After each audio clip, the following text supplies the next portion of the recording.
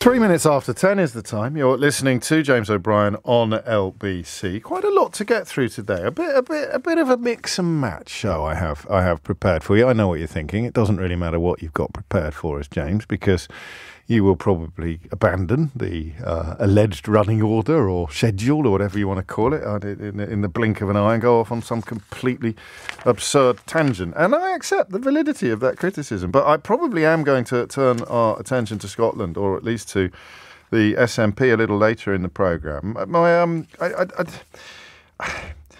don't know how people who are, shall we say, admirably passionate in their support for the SNP, are processing what's going on at the moment. The idea that reporting on a major political party in the United Kingdom that has seen the leader unexpectedly resign with mission unaccomplished, her spouse, the chief executive officer of the entire party, arrested, her home turned into a crime scene like something out of CSI, and this morning the treasurer of the party arrested by the actual police as well, while it emerged subsequently that the auditors had resigned the task of auditing the party finances without being replaced, as far as I can tell.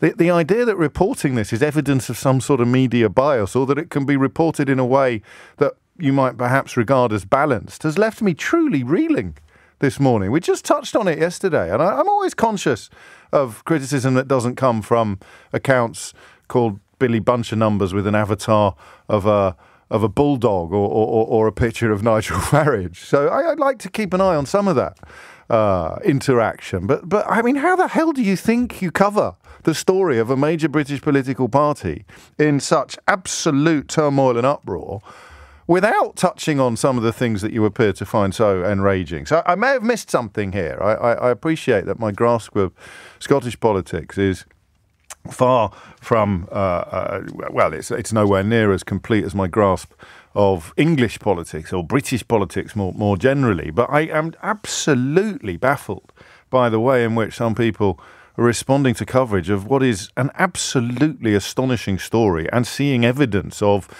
bias or victimhood. So we will definitely be getting stuck into that a little later in the programme. I have to warn you that I may look at reports that Nicola Sturgeon's arch loyalists are now starting to turn against her over unforgivable secrecy about the party's financial crisis. But, of course, you're going to be more than welcome to chalk that up as lies and bias as well. But I just feel we can't turn away from that story for a whole number of reasons. And if you are of the view that we shouldn't be talking about it, I wonder genuinely, and we'll thrash this out together shortly, I wonder whether you're the one that's suffering from appalling bias.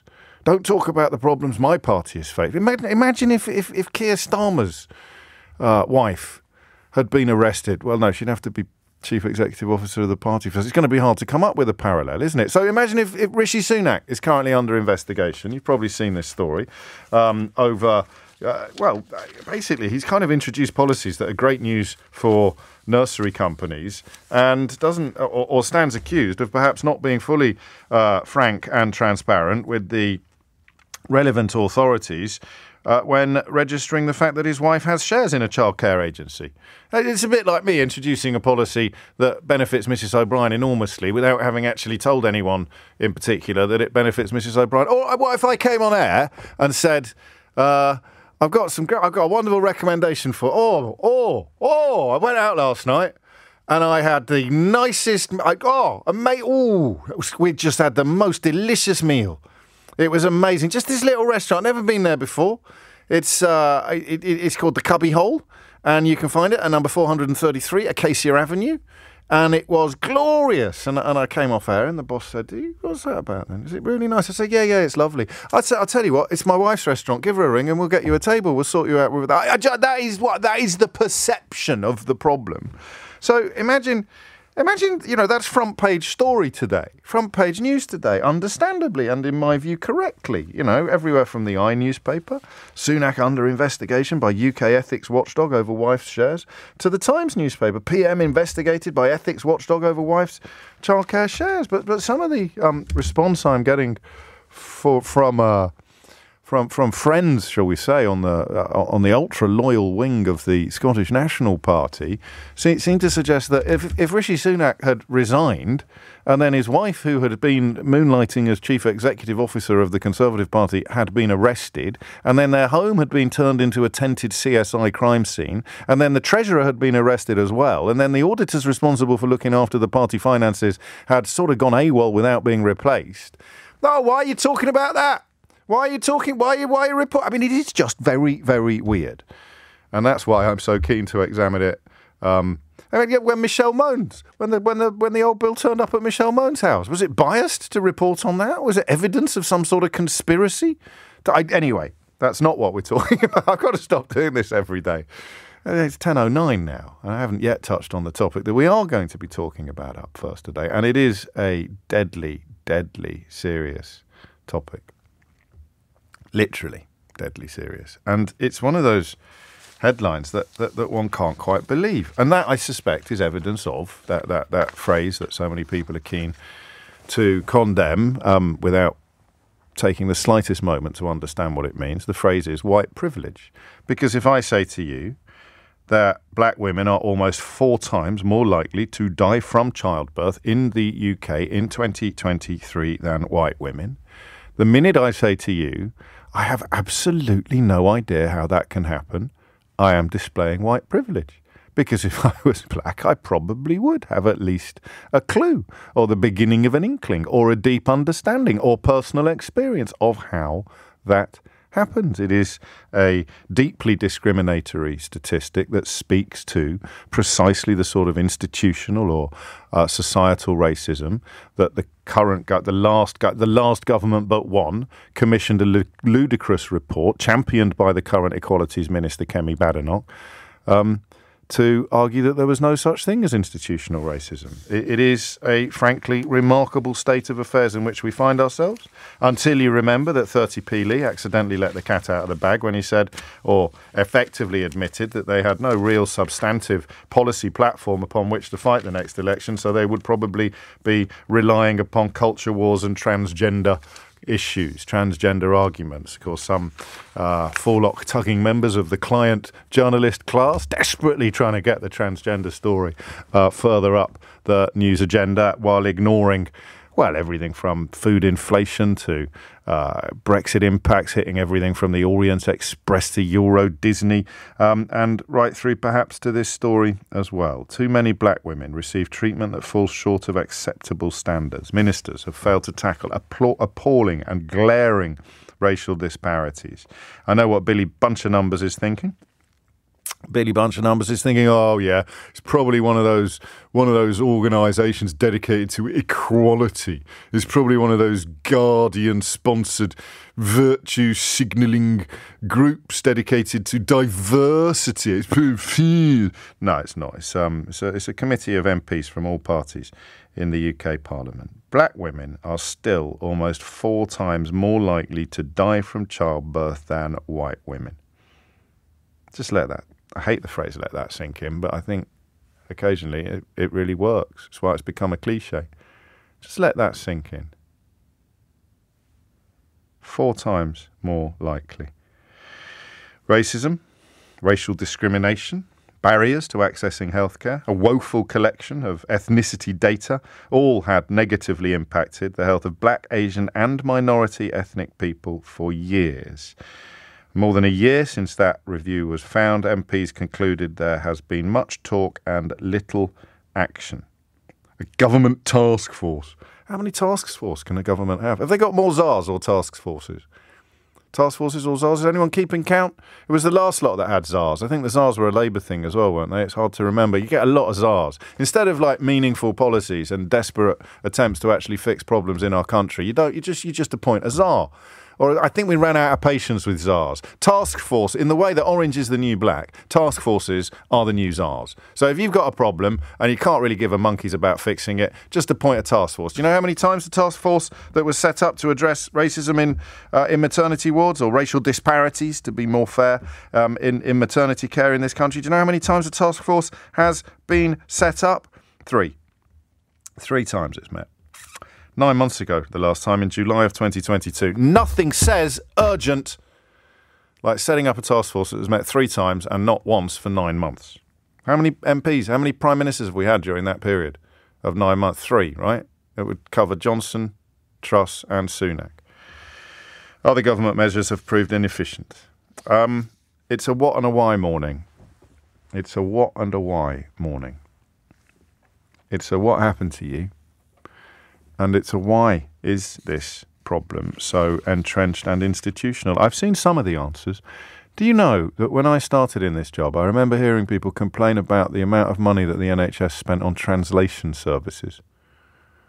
And I remember thinking at the time, that's a bit, why are you complaining about that? Surely you want people to understand. I know I can speak a couple of languages fairly well. I could turn up at a hospital in France, probably, and Greece, possibly, and explain what was going on, but I wouldn't be able to read information put in front of me, definitely not in Greece.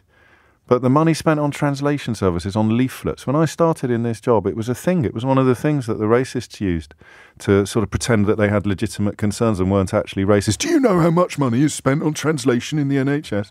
One of the reasons why women are dying is because they actually can't read the information they need to read in a language that they can actually read.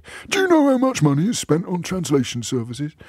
It's incredible, right? So that's one part of this problem, a relatively small part.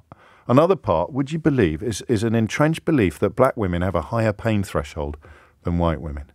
Where the fudge does that come from, eh? Yeah, that's what I thought. And there will be other reasons as well. It's not just black either. Black, Asian, minority ethnic people, women, are all more likely to suffer and or die than white people. There's also wealth disparity.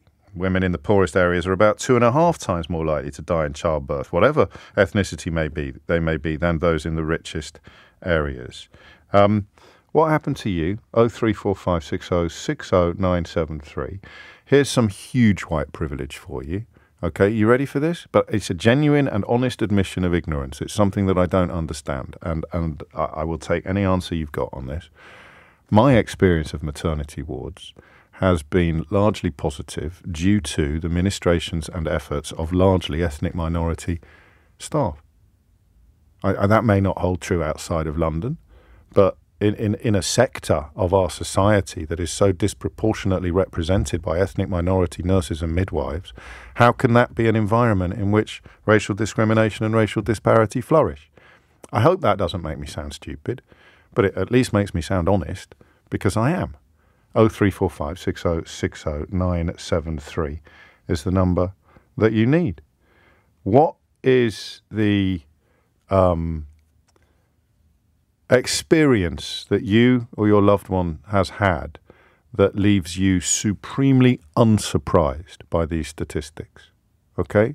And I think in the detail of your story, we will find some of the answers to the broader question of why does this happen? Why do you think, whether you have direct personal experience or not? And remember, I want both sides of the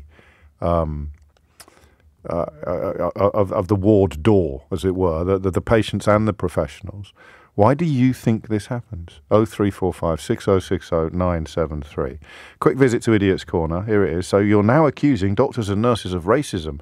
Make up your mind. No, I think what we're looking at here is almost certainly unconscious bias, which is, of course, something else that the kind of racists who complain about the translation costs in the NHS work very hard to convince themselves and other people doesn't exist. I suspect our friend here in Idiot's Corner probably thinks that unconscious bias training is a waste of money, because that's what the Daily Mail has told him, or the Daily Telegraph.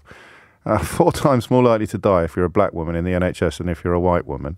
So you've got 2 choices. Either the staff there are virulently racist, they are sort of Enoch Powell tribute acts, or epic amounts of unconscious bias are in play. I know what I'd rather believe, but I don't know what I can believe until you tell me what's happened to you.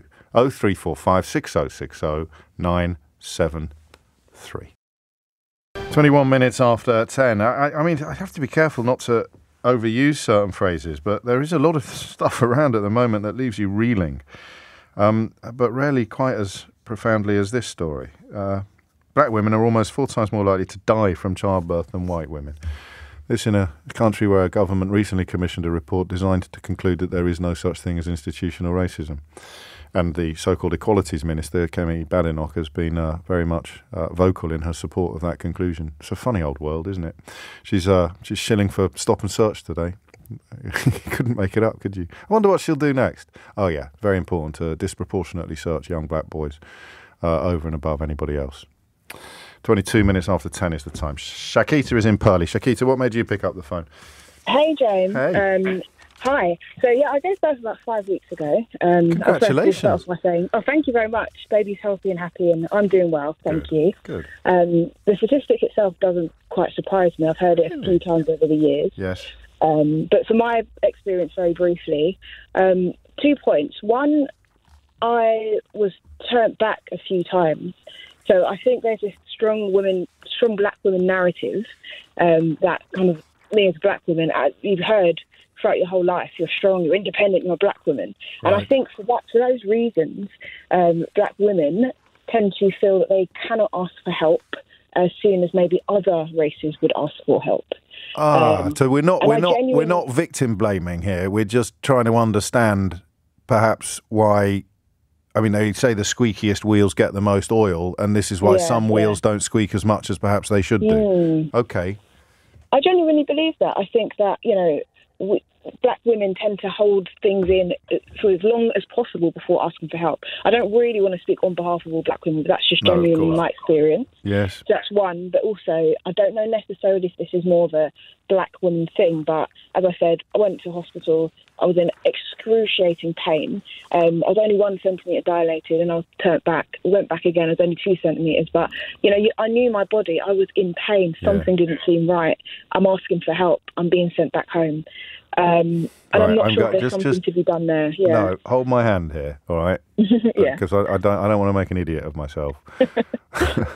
That laugh suggests I'm almost certain to. Yeah. Right, that's right. But that happened to us as well, almost identically with the dilation and the pain. So how can we say with confidence that it happened to you because you're black? You're right. And I can't say with confidence. No. So, but what I will say is that if you get to you're in pain. I'm in pain. I'm looking at midwives and letting them know, hey, I maybe the pain is different, actually. And also, we can't say with confidence that happened to you because you were black, but we can say with confidence that you will be treated differently because you are black. Otherwise, there wouldn't be a 4 times greater chance of you dying than if you're white. That's just incredible, isn't it? Well, I think the last thing I'll say, is that I went to a lot of antenatal classes, which I do find helpful if you can. There's lots of free ones with the government and local authorities. But a lot of the anatomy is based on white women rather than kind of up-to-date statistics for black women. And there's not a lot of focus on kind of black women's body anatomy, and I will say that for sure. This is in fact Craig, normally a little bit sniffy of men getting stuck in on stories like this so early in the exchange, but he's bang on the money here because he's reading Caroline Criado Perez's book at the moment, which looks at how the world is essentially built for men in particular, white men especially, but also as a default in medicine where he's there, he's reading it at the moment. There are huge data gaps for black women in healthcare and for women in general, but for black women in particular. So what you're saying is correct. The best example of that is not the ethnic one, Shakita. It's the crash test dummy. Have you heard this? No. So the crash, if you're doing an experiment on cars to establish how safe they are, when Caroline did her research, I don't know if it's changed now. She's been on full disclosure. The crash test dummies were all built according to male physiognomy. So everything from airbags to safety belts is tested according to male physiognomy, whereas obviously if you're a woman, you're going to have a very different relationship with everything from velocity to where the strap sits on your body or where and that's the same thing. That's why you need to have data of different people.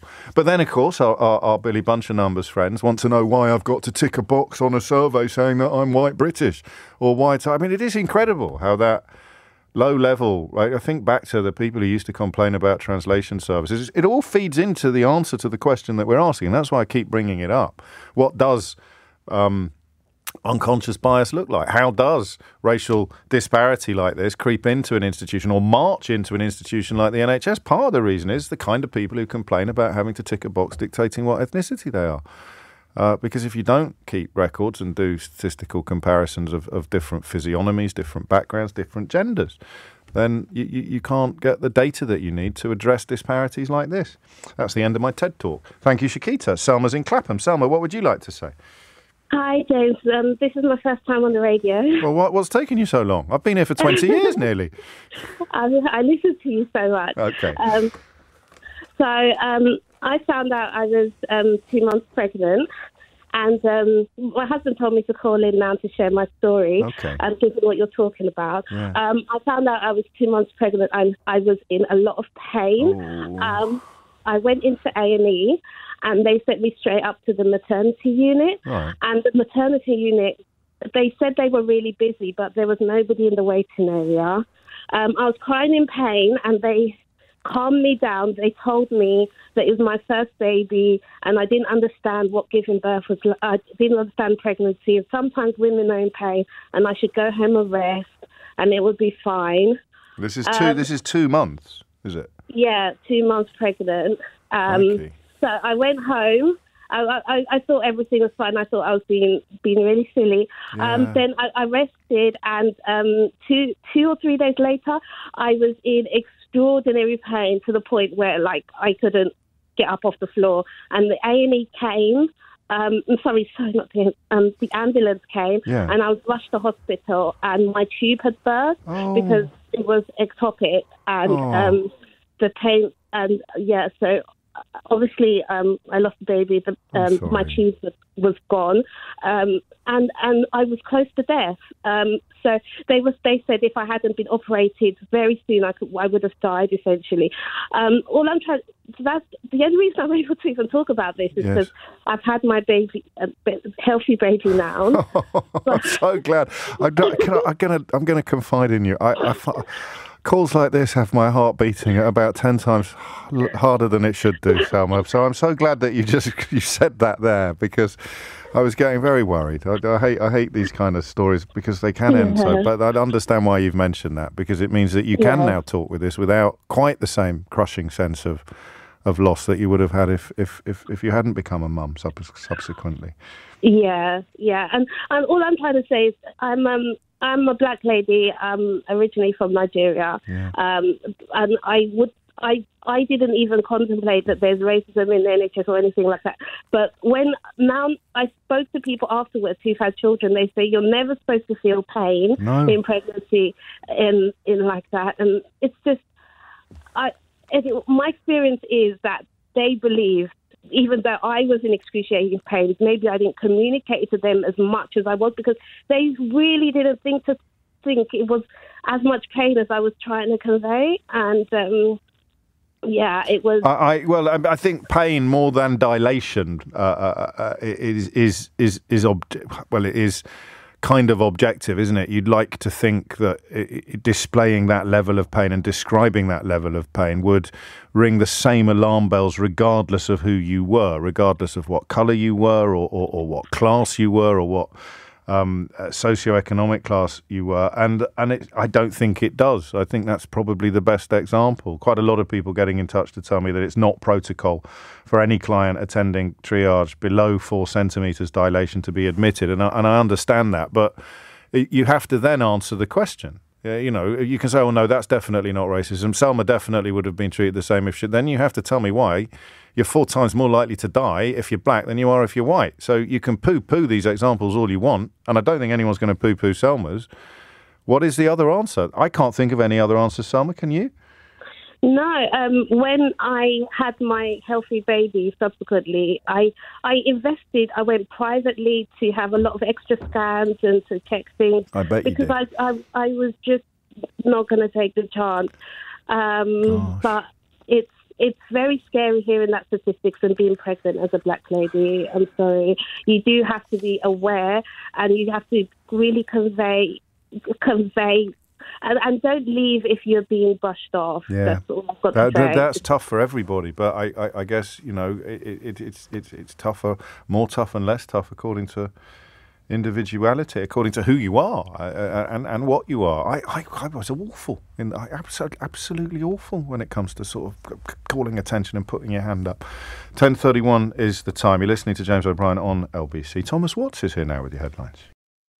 10:35 is the time. It's a grim statistic, however you look at it. And although I am suspicious of the motivation of people who want to question testimony, I would remind you, if you are doing it in good faith, then you need to come up with a better answer as to why black women are 4 times more likely to die in the maternity process than white women. 0345 6060973 is the number that you need to do so. 10:36 is the time. Sonia's in Manchester. Sonia, what would you like to say? Hi, James. Hello. I have worked as an EDI manager in the NHS. What does that mean?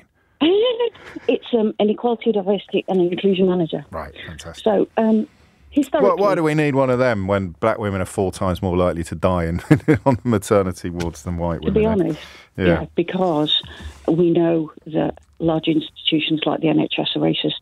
Not racist, that's wrong. They're institutionally racist. Yeah. So the systems and processes that have been created by white folk over hundreds of years have created inequalities for people who aren't like them. And you can see that in the way that we deliver our health, the learning that we deliver to people who are learning about how to deliver health, all of that stuff. So people like me were employed to ensure that equality was kind of was spread across. Have you ever featured in a Daily Mail article about why people like you are a waste of time and money? No, but it has made me really angry. Yeah, I bet it has.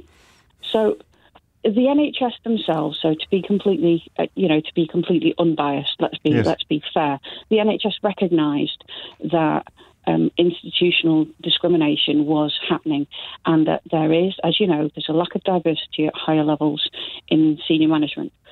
So they brought in something called the RES and the DES, which is the Workforce Race Equality Standard and the Workforce Disability Equality Standard, because they knew that the diversity didn't exist and that people with these particular protected characteristics are being discriminated against.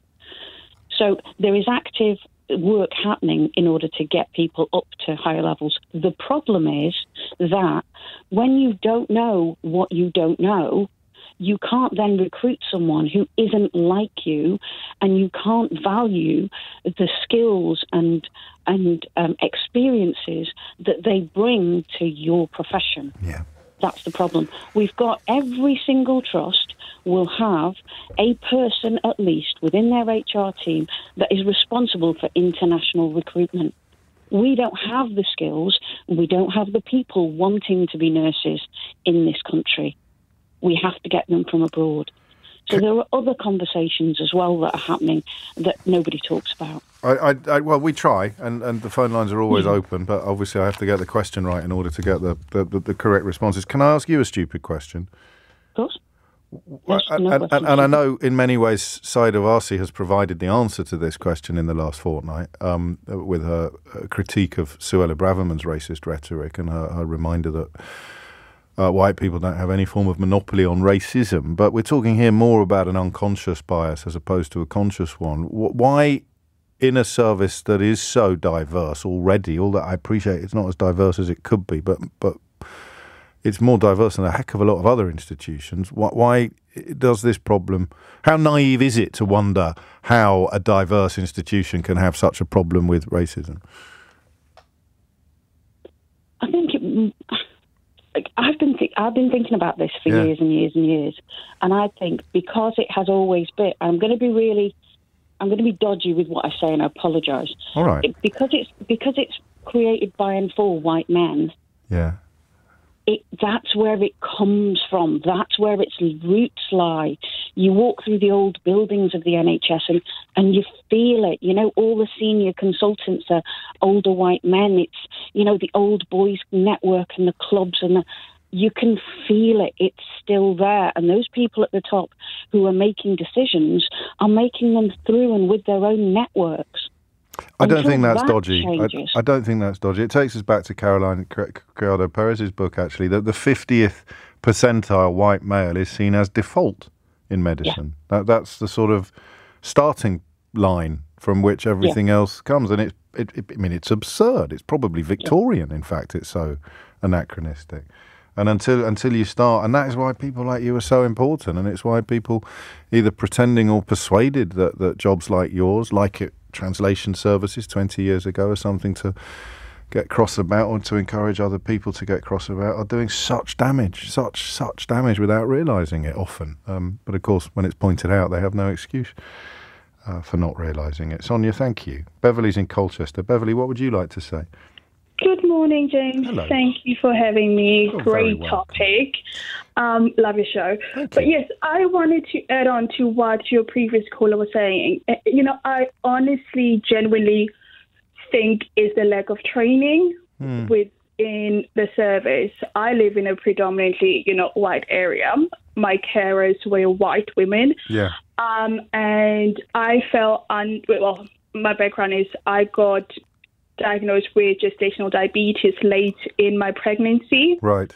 And this, is something that is very common within Asian and Black women. However, yes. Okay. And this was missed earlier on in my pregnancy. So they didn't do the necessary checks. And it was later on where they said, oh, no, let's check. And by that time, it was quite late. I needed to be put on medication because it's something that you can control through diet and, just having a care plan. But that was missed. And the implications of that would have been, a very distressing birthing experience, which could have also led, And that's data, isn't it? That's data collection and not having a sort of one-size-fits-all approach to all sorts of things, actually. I mean, even just for the benefit of people struggling to understand this, even things like the colour of plasters and things like that is designed very much as a one size fits all when we are many different sizes. So a better informed, a better trained workforce would be thinking, here is an ethnic minority woman. We should probably, how do we treat her better? Because you can't treat her how you would treat a white woman with no previous health or family. It wouldn't be on the list of it would be further down the list of possible problems, and you would prioritize accordingly, wouldn't you? Yeah, and I think that is where the problem, because I don't want to think these health professionals who we value are going out of their ways to create an environment that's negative for Black and brown women. But I do feel like if you live in a certain area where mostly you treat white women, when you're treating a Black woman like myself, you just go on like, this is how I do things, never mind everything else that that comes to play. So I think that is what the problem is, and I think it needs to be addressed. And how do we better train our health professionals? Because we live in a multi-diverse society, and if you are, your treatment needs to be catered to who you're treating. This is absolutely brilliant, because, of course, the entry-level definition of racial equality would actually be to treat everybody the same.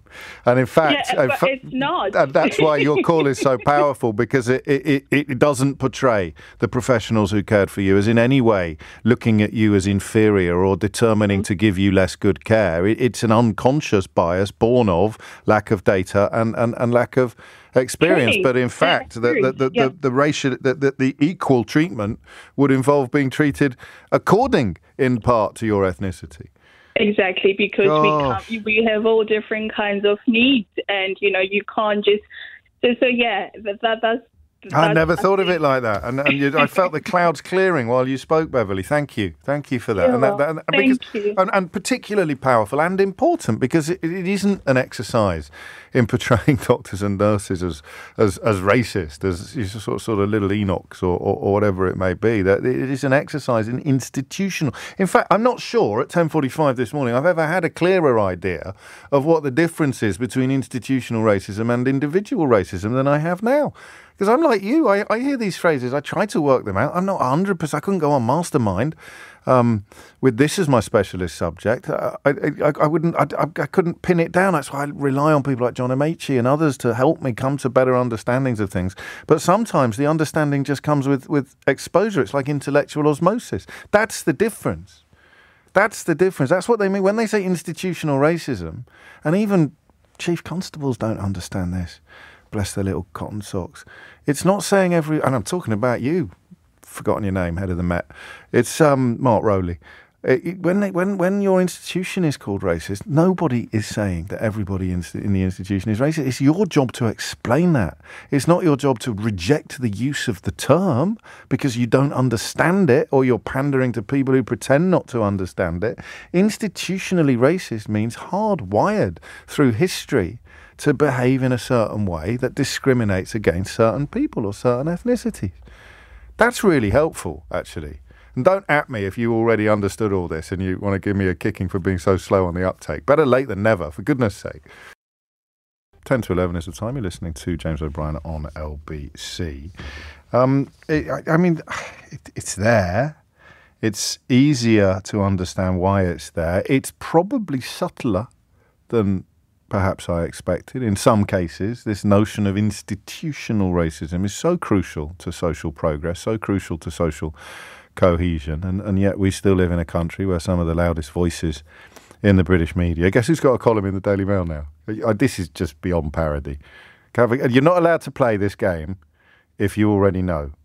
So, of all the most absurd voices to come from the House of Commons in the last 300 years, but that, of course, rules out everyone who's dead. Although, I don't want to give them ideas over at Daily Mail Towers. I could just about imagine them trying to reanimate the corpse of Oswald Mosley in order to write a few thousand words for them on a Sunday.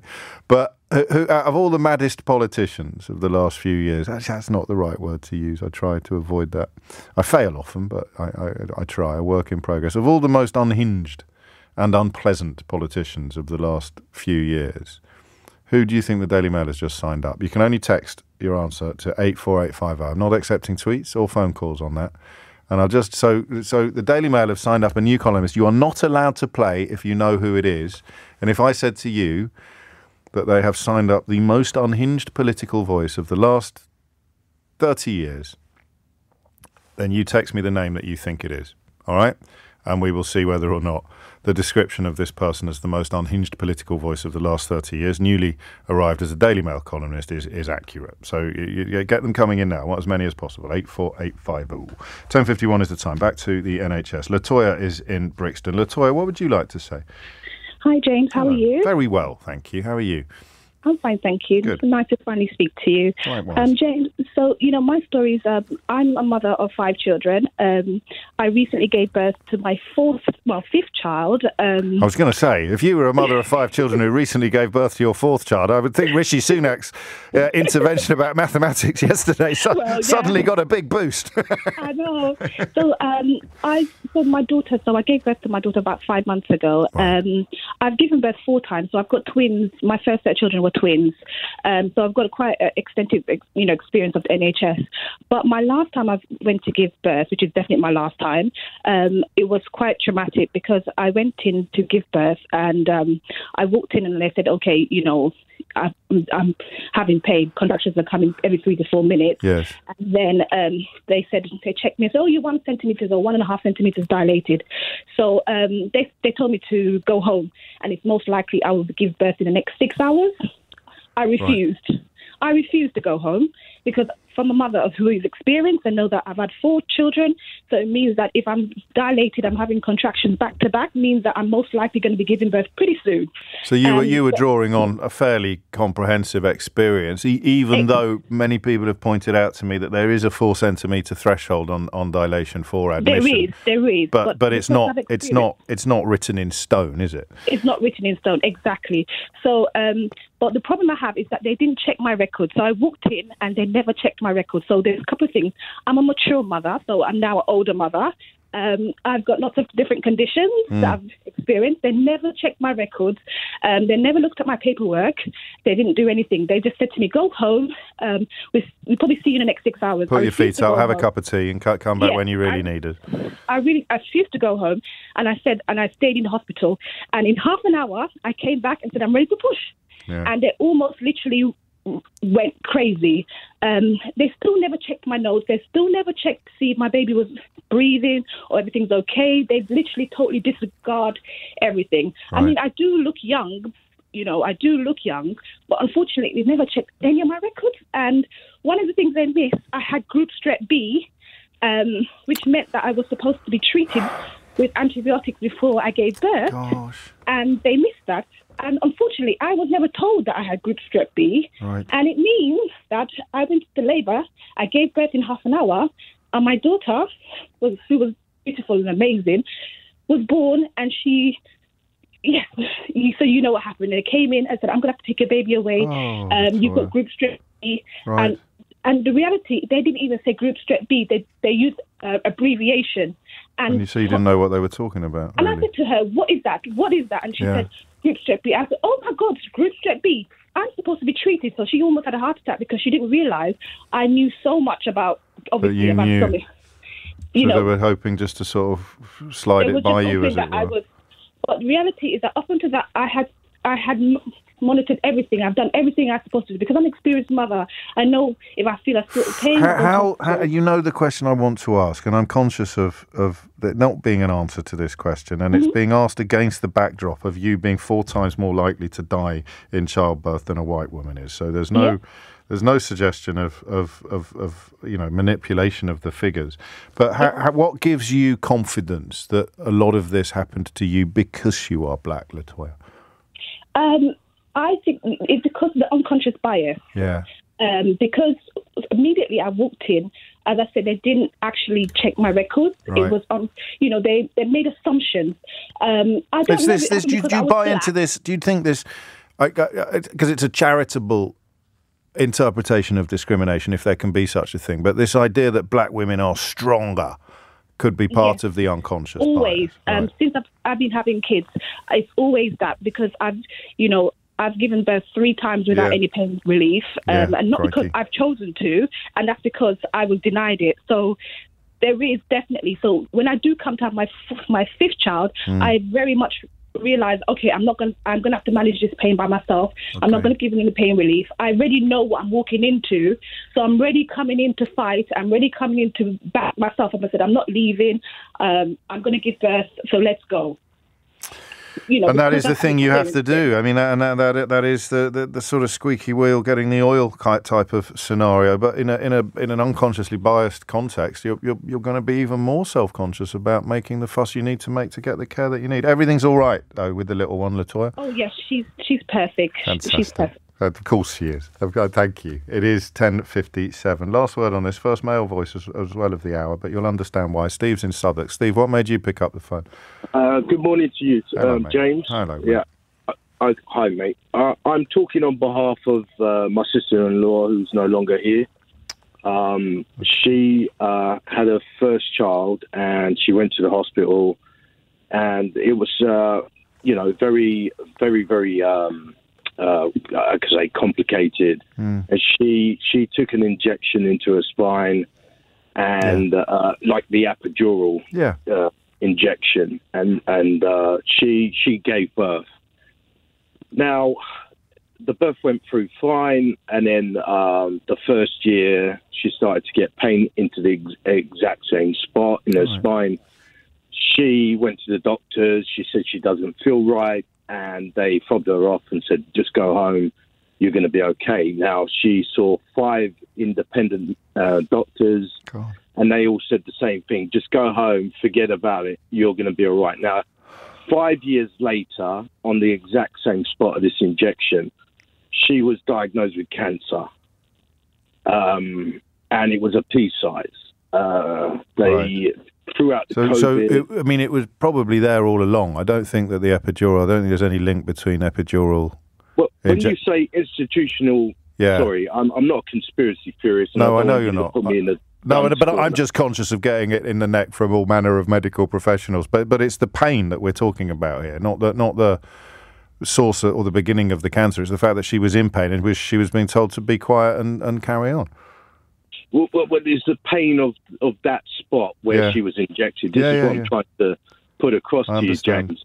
And it was a pea size, and they cut her to bits to get it out, and she was never the same. Oh man! And it breaks my heart because it's. And they would have found it sooner if they'd listened to her about how much pain she was in. Yeah, they would have found it sooner. Better still, I can't talk for everyone because we all have different health. Yes, of course we do. Histories. But I would strongly suggest if anyone's deciding to give birth who's non-white to not take any injections because, I don't think I could go through that again, No. I mean, she was an actress. Oh. She was an actress. I can't talk, James. I hear you, Steve. You've said it. You've honoured her memory, and that is the recurring theme throughout the hour. Really, is not being believed or being dismissed, and the charitable interpretation of that is this sort of traditional perception of black women as being somehow stronger or more robust than other women, and the less charitable interpretation is unconscious bias. The least charitable interpretation, I would say, at risk of endorsing my white privilege or indulging my white privilege, I would say that the least charitable interpretation doesn't apply here. You are not walking onto a maternity ward and encountering deliberately, consciously racist people, which is good news. I know it may not sound it, given that Steve just talked to us about the loss of his sister-in-law, but the charitable interpretation is this myth of black strength, and the uncharitable interpretation is the reality of unconscious bias. So just bear in mind, next time you hear someone poo-pooing the notion of everything from unconscious bias training to diversity officers like Selma, who we spoke to earlier, next time you hear anybody or read anybody poo-pooing these things, just remember that they have the blood of these dead mothers on their hands. They contribute unconsciously to, and sometimes consciously, I think, to a climate in which black women are 4 times more likely to die in childbirth than white women, because part of the solution to this disparity is unconscious bias training. It is diversity officers, and I don't use that phrase lightly, but I work in an industry where people sometimes trouser the biggest checks in response for fomenting the nastiest feelings in the hearts of their readers and their listeners. So the next time you hear someone banging on about white privilege, institutional racism, unconscious bias training, or diversity officers in a sort of sneering, superior, dismissive way, remind them of all the women that have died, partly as a consequence of that kind of, quotes, journalism, end quotes. 2 minutes after 11 is the time. 5 minutes after 11 is the time. Before we get into the travails of the Scottish National Party, let me, actually, before we do that, let me just read out the sort of criticism that I am referring to. So we covered it yesterday. Listen, I'm genuinely interested. There's not a subtext here. I bridle slightly at the suggestion that the way I covered it yesterday was in any way unbalanced or biased. So in response to the question of how do you think I'd be covering any major political party in the UK, seeing the unexpected resignation of the leader, the arrest of their spouse, who's also the party CEO, and now the arrest of the party treasurer, how do you possibly conclude that there's any bias in the way that the SNP's travails are being reported? And here's one answer. Surely you can see how disproportionate this is. Blue tents in Garden for £600,000 of not taxpayers' money being used not for indie. Every single Scottish newspaper salivating over events, only reporting headlines but not stating that Peter Murrell was released without charge. But it was stated everywhere. Or that the camper van was bought during COVID for campaigning. Everybody said that. It was a battle bus for election. Or that the villa in Portugal was inherited from Peter Murrell's parents. I didn't even know about the villa in Portugal. That's how biased my reporting of this is. But what's the villa in Portugal? It's incredible. So I guess I'm going to open up the phone lines to whoever wants to ring in. I'm going to ask the question, what's going on with the SNP? And how can anybody think that this catalogue of catastrophe that is befalling Nicola Sturgeon and her husband and the party that she led until very recently is anything other than newsworthy? They've just arrested the Treasurer, who is also an SNP MSP. Now, it may well turn out that there is no fire, but if you don't report the smoke, you're going to miss everything. I just find it doesn't happen to me very often.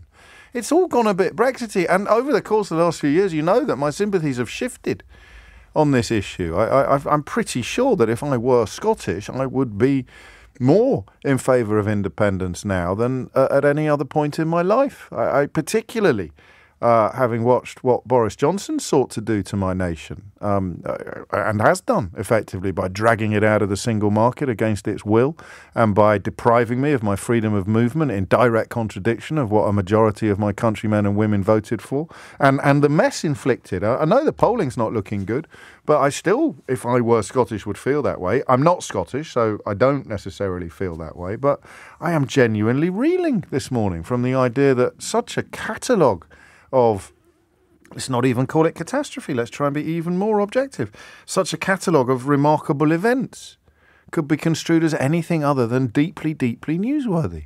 But I don't subsist on a diet of Scottish media, so maybe you will be able to persuade me that there is some epic imbalance and epic bias in play here, and that if other party leaders resigned unexpectedly, saw their husband get arrested, their house turned into a crime scene, forensically searched under tents before the Treasurer also got arrested as well, and the auditors were revealed to have disappeared without some members of the party, senior party membership knowing, and as far as I can tell, the auditors haven't been replaced, but we can check. You think that if it was happening to the Tories or the Labour Party, it would be reported differently? I'm fascinated to hear about that. We'll get stuck into it shortly.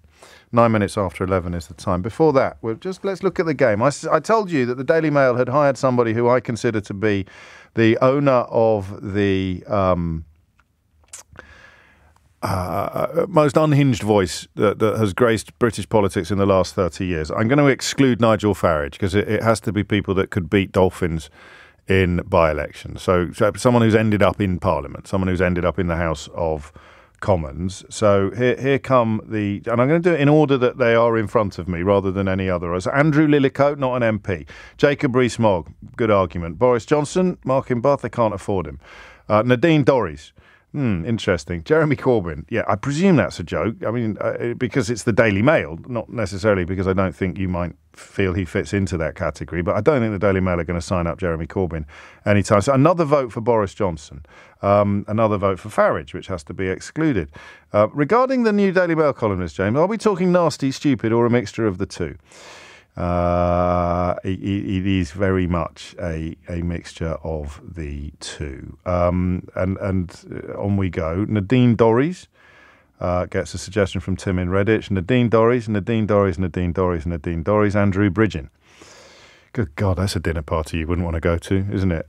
James, you're being a bit unkind to Nadine Dorries, if it is her, because it's a bit of a giveaway, this, but I'll come back to it shortly.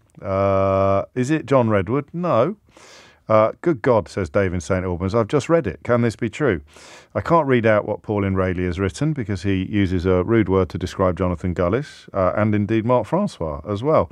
P.S. I've emailed Mark Francois a lot of times asking for any benefits of Brexit. I've not yet had one response. He did send me an ERG research paper which highlighted why they're rejecting the Windsor framework. A bit of kindling at least. It hardly narrows the field, James, does it? The description of most unhinged voice, but I'll have a go. Is it Desmond Swain? I see George in Aberdeen. You're demonstrating there, I would cautiously and kindly suggest that a little bit of ignorance of how newspapers work. It's going to have to be someone who's a little bit more of a household name and rather more high profile. Michael Fabricant gets a vote. It's definitely got to be Nadine Dorries. God help us all, says Adrian in Dorset. Is it Anne Widdecombe? Not in Parliament, but she would got 2 votes for Anne Widdecombe and then 18 votes in order shortly after I invited you to ring in and have a guess at this, all for Nadine Dorries. So no real prizes for guessing who it is. I do, however, want to share this one from Richard in Kimber, lovely part of the world. You're being a bit unkind to Nadine Dorries-James. One of the top comments under her column says, "A brilliant article, Nadine. You're up there with Sarah Vine. Well done. How can she possibly be unhinged if she's as good as Sarah Vine?" asks Richard, somewhat rhetorically. I think so. There it is. Quite a few of you pointed out that it would probably, Nadine Dorries would fit the bill, but it couldn't possibly be her because she's already got a job on one of those strange new television channels and, of course, a full-time job and £84,000 a year as a Member of Parliament representing her constituents. But hey-ho, she will find the time somehow. 12 minutes after 11 is the time. OK, here we go. What's happening in Scotland? Your thoughts. Any thoughts at all, as long as they're legal. 03456060973. I don't want to fall out with you, but I am absolutely staggered that anybody could think that a major political party in the United Kingdom could see its leader resign completely unexpectedly, her husband, the chief executive officer of the party, being arrested, held in custody and questioned for 12 hours before being released without charge, the house in which they live being turned into a crime scene, looking like something out of CSI, the treasurer of the SNP today being arrested as well, 2 years, I believe, of police investigations into SNP funding, members of the actual party expressing ignorance and confusion about much of what is going on, and to see many, many people who, as far as I can tell, are thoughtful and intelligent at the best of times, persuaded that it is somehow a witch hunt. There's a joke there about the snooker yesterday, but I'll let other people make it. Persuaded that it is somehow a witch hunt or evidence of institutional bias against independence in general or the SNP in particular.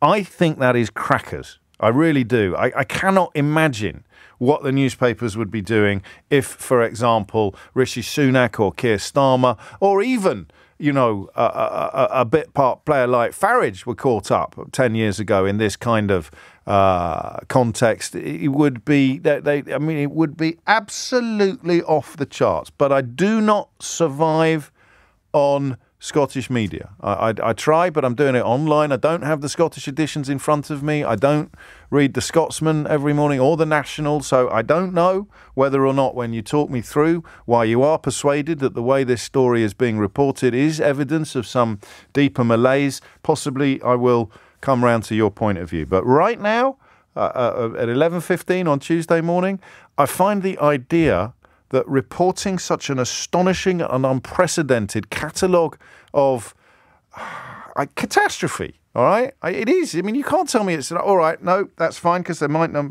turn out to be just lots of smoke and no fire. Catalogue of remarkable events is anything other than deeply worrying and deeply damaging. For now, I find it almost unbelievable. So you tell me, from any perspective you want, what is actually going on here. 0345 6060 973 is the number that you need. I kind of just I don't want any allegations of criminality or anything like that. I'm talking about the investigation thus far into these people and the idea that I'm talking about the reporting of it. I want to be absolutely clear about this.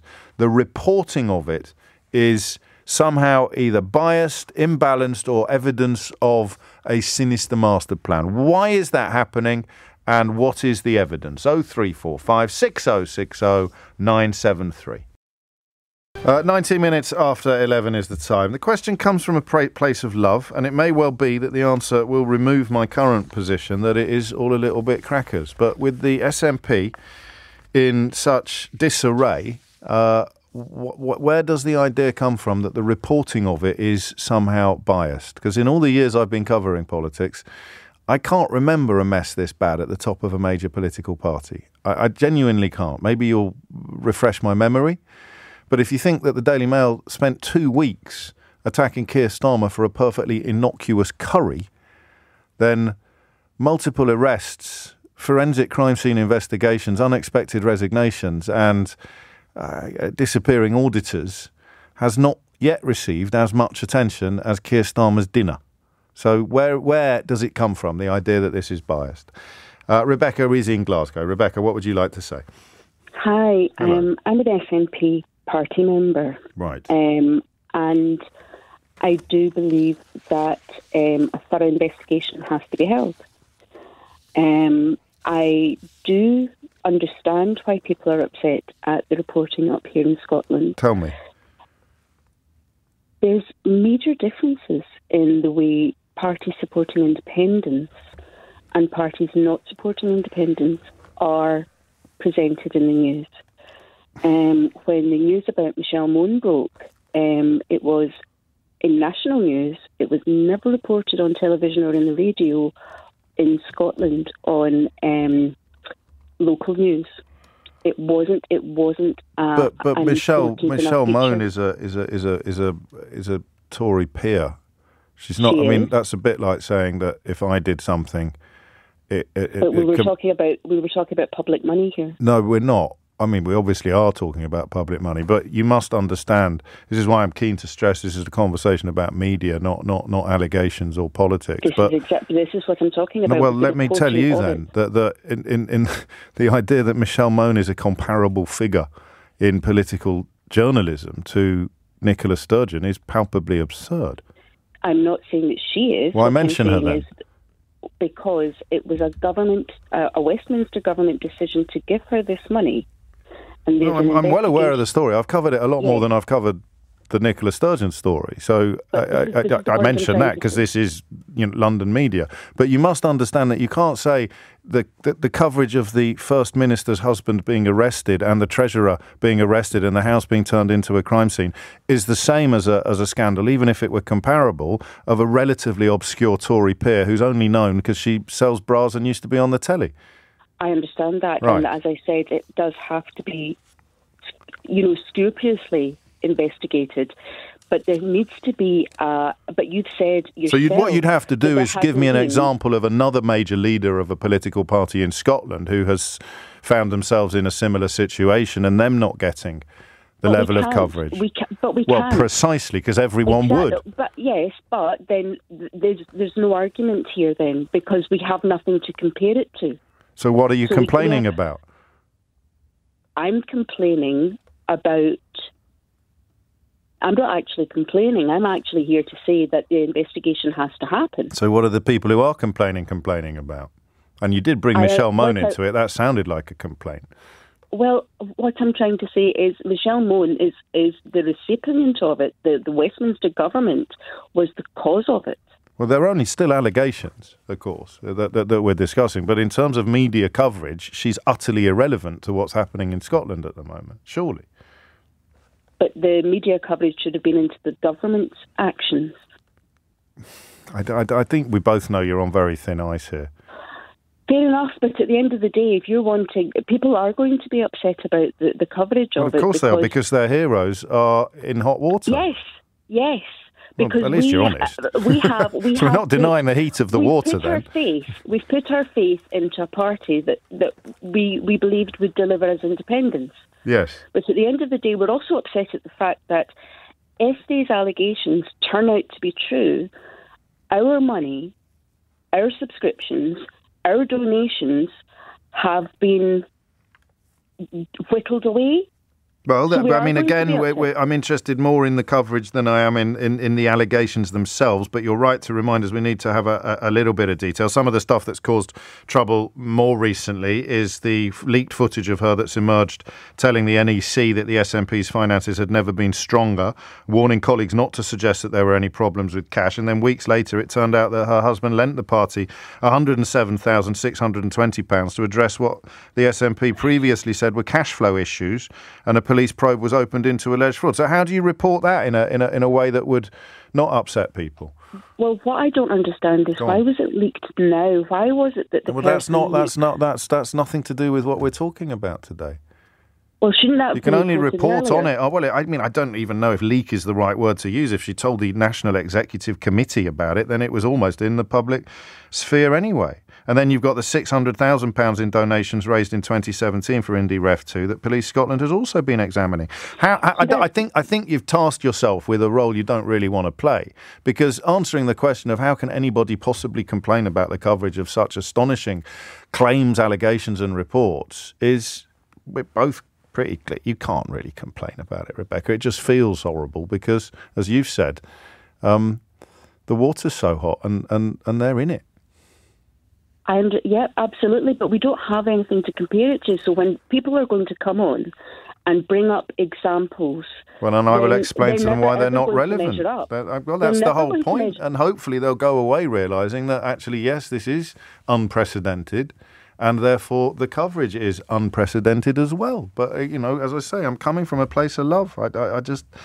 I've still got one foot in newspapers, even though I haven't worked in them for 20-odd years. And when I did, I was only there for 10 minutes writing about pop stars and video games. So I don't like it when people think... And some newspapers are horribly biased. No one spends more time pointing out than I do.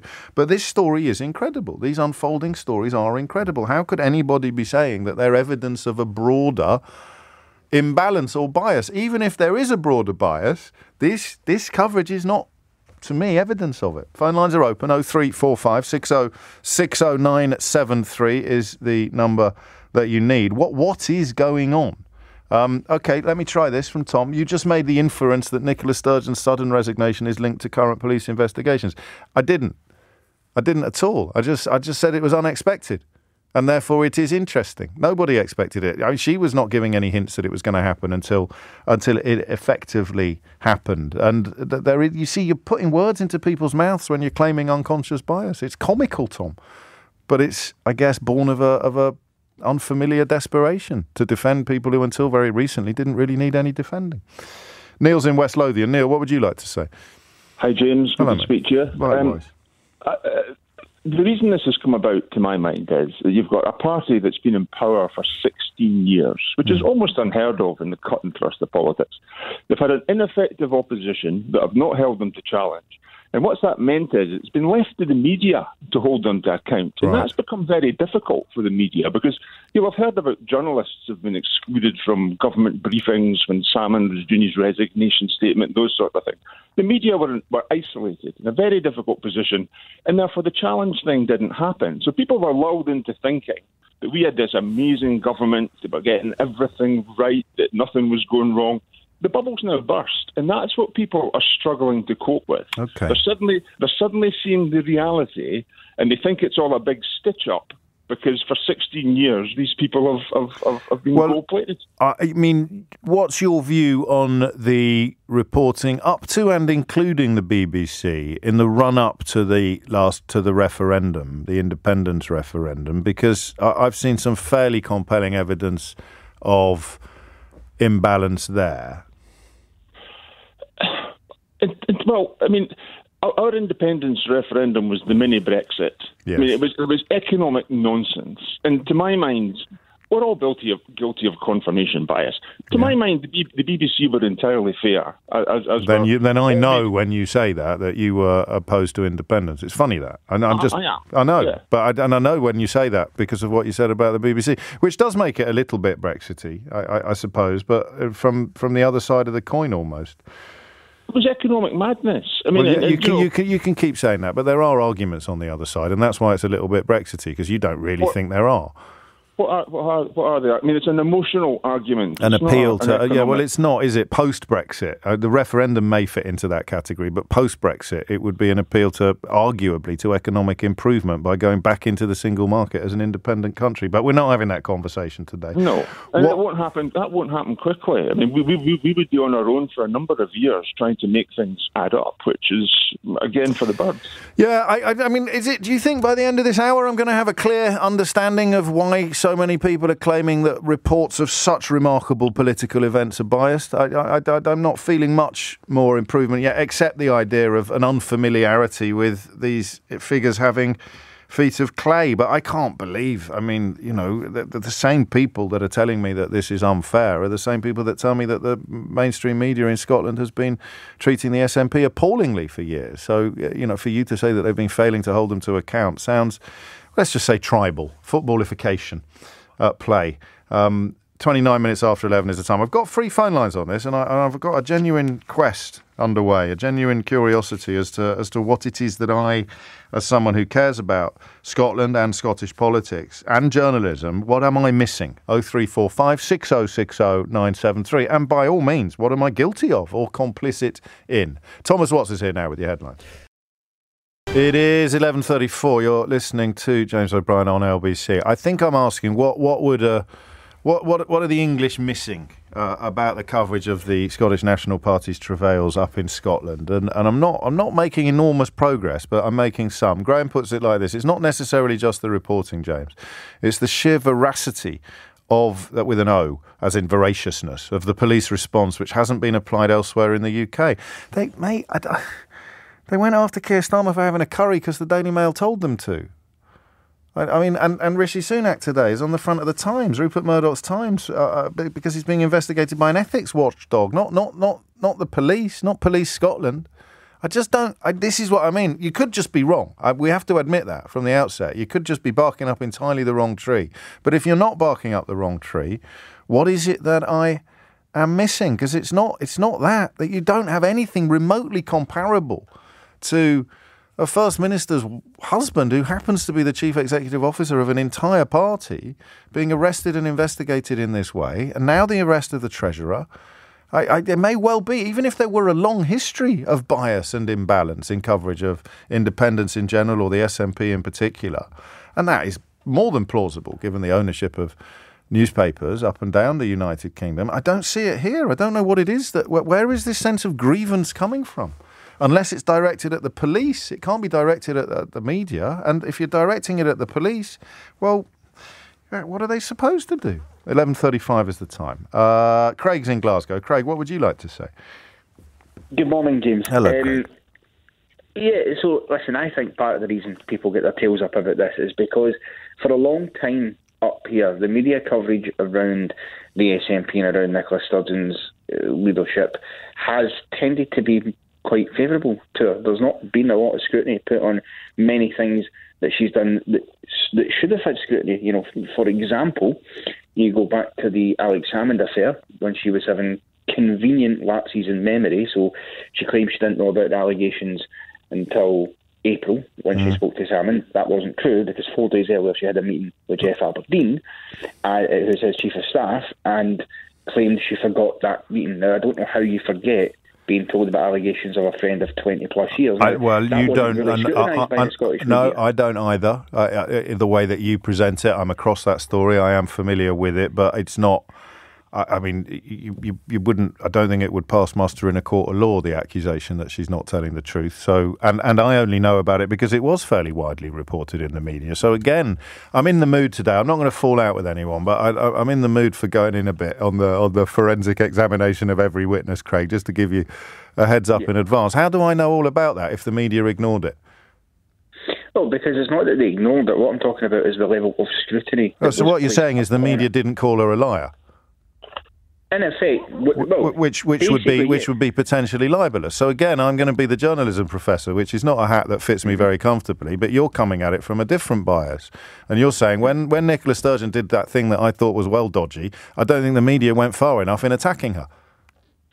Well, they didn't the respect of they reported and they said that.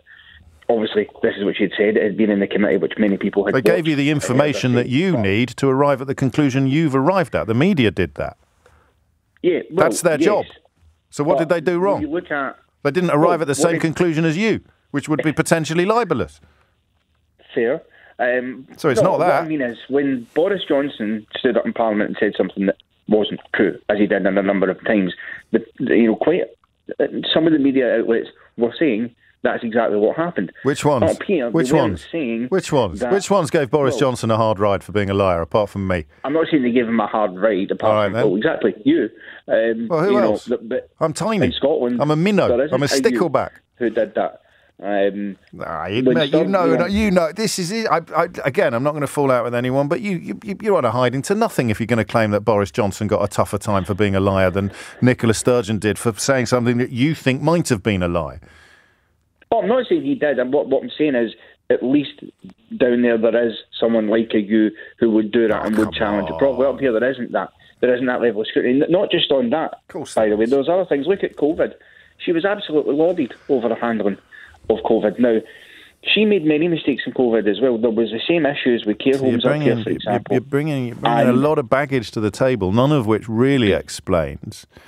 Because what I'm saying is the reason why this is because when stuff like that isn't given greater scrutiny. I mean, Sturgeon's wheeled out on things like Good Morning Britain and held up down there as if she's fantastic, when these are people who haven't actually lived under her direct governments for the many years that people in this country haven't. Here's the thing, Craig, and you may not like this, but you're portraying Nicola Sturgeon as having got the easiest of easy rides from what we will loosely describe as the mainstream media over the course of, the best part of a decade, right? Am I right? Is that fair?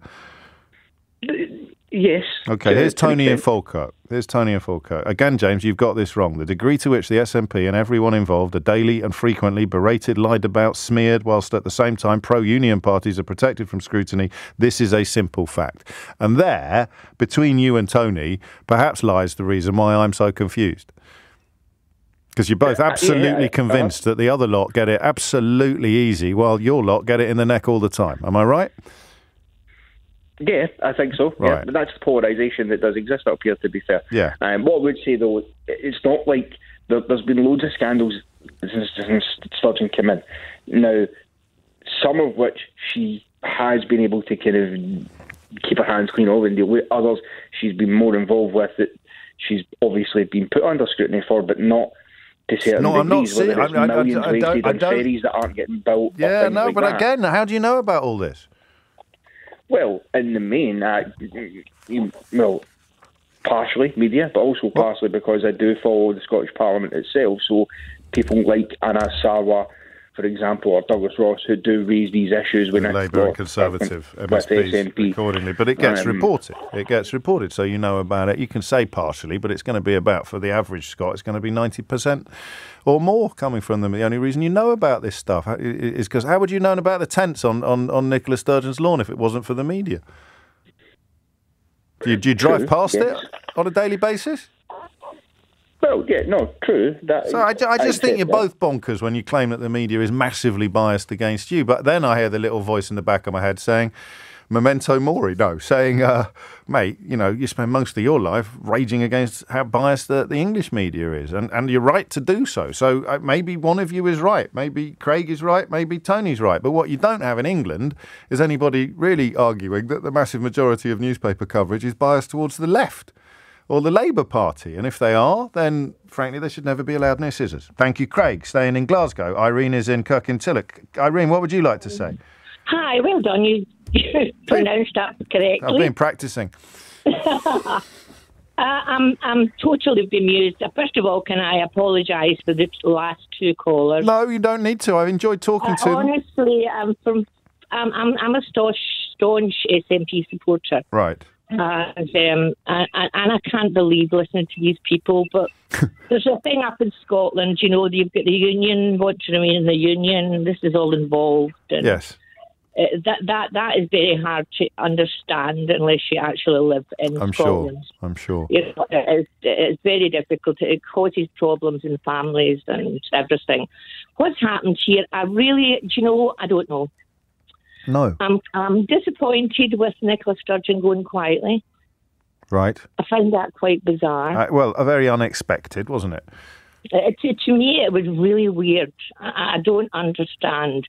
I feel that she's a strong person. Mm. She should have said something, and that's what makes me a wee bit iffy. I don't know what's going on up here. No, and you should really, I think. That's the sense, isn't it? That there are so many unanswered questions. Well, of course, the unionists and the union up here, it's like two halves. You have the people so that's perhaps the point, is that it is for someone who doesn't have skin in the game, for want of a better phrase. I care passionately about the future of Scotland, but I recognise that it's not my, I don't want to say business, but you know what I mean, Irene. It's not my country in a sense. no one watching from the outside is going to be able to understand what is going on because they can't quite. It's difficult. You have to live in Scotland to understand. Well, not only do you have to live in Scotland, you have to be fairly heavily invested in the independence argument, one side or the other. Because if you are, the more heavily invested in that you are, the more feelings overcome facts. Irene, perhaps. I'm lost. I'm actually lost. I don't know what's happened. Yeah. I do hope that it sorts itself out. I will continue to be a member of the SNP. Yes. And again, I can only apologise to these. I'm going to call them idiots.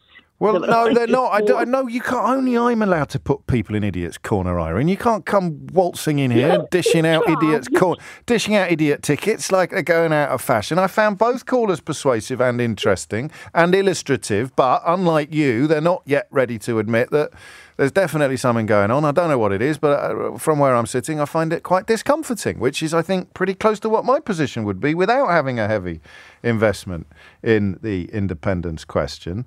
I'll take everything on the nose, though, or even perhaps on the chin.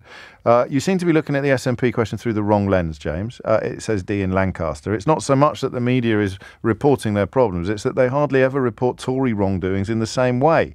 The doings may not be equivalent, but the effect is the same. People don't hear about things that should trouble them, so they think that the Tories or whoever do no wrong. I just don't see that.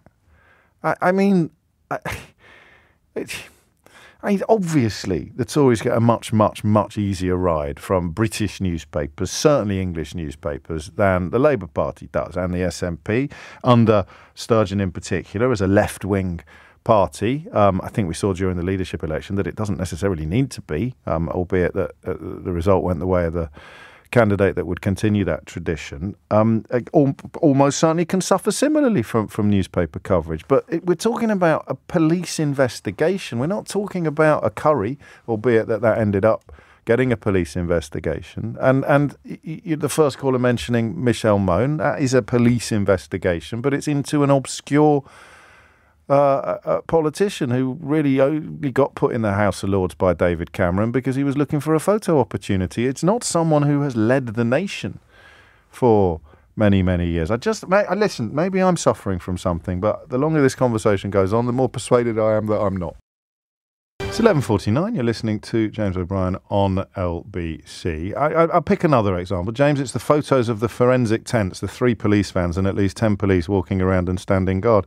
A picture stays in people's minds and can do a lot more to create a perception which we accept as reality. Again, then you're accusing the police. You're accusing Police Scotland of being biased against the SNP, not the media, because you can't seriously be arguing that the media shouldn't have taken photographs. And I'm no expert. Most of my understanding of these issues comes from reading a lot of crime fiction. But I imagine that the tents were up more to stop photographs that might be potentially creating more of an impression in people's minds than a picture of a tent. You know, I'm just not seeing it. But I guess the point I've missed, and given that I invented the term, it's a little bit embarrassing that I've missed it. It's footballification, isn't it? Your side can do no wrong and the other side can do no right. And that's really what we're looking at here. And I just got caught up in the crossfire a little bit, and it surprised me. Still time to prove me wrong on that analysis. Stuart's in Glasgow. Stuart, what would you like to say? Hi, James. Hello, mate. Thank you for more than 10 years, and you finally got me to call that. Yes. Chalk him off, Keith. Chalk him off.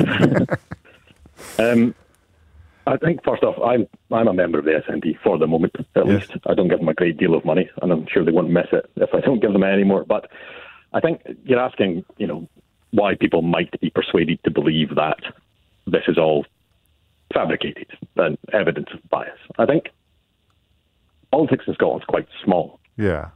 There's a sense that all of the big things happen to us. Yeah. The various scandals that people have tried to lay at the door of the SNP over the years have been,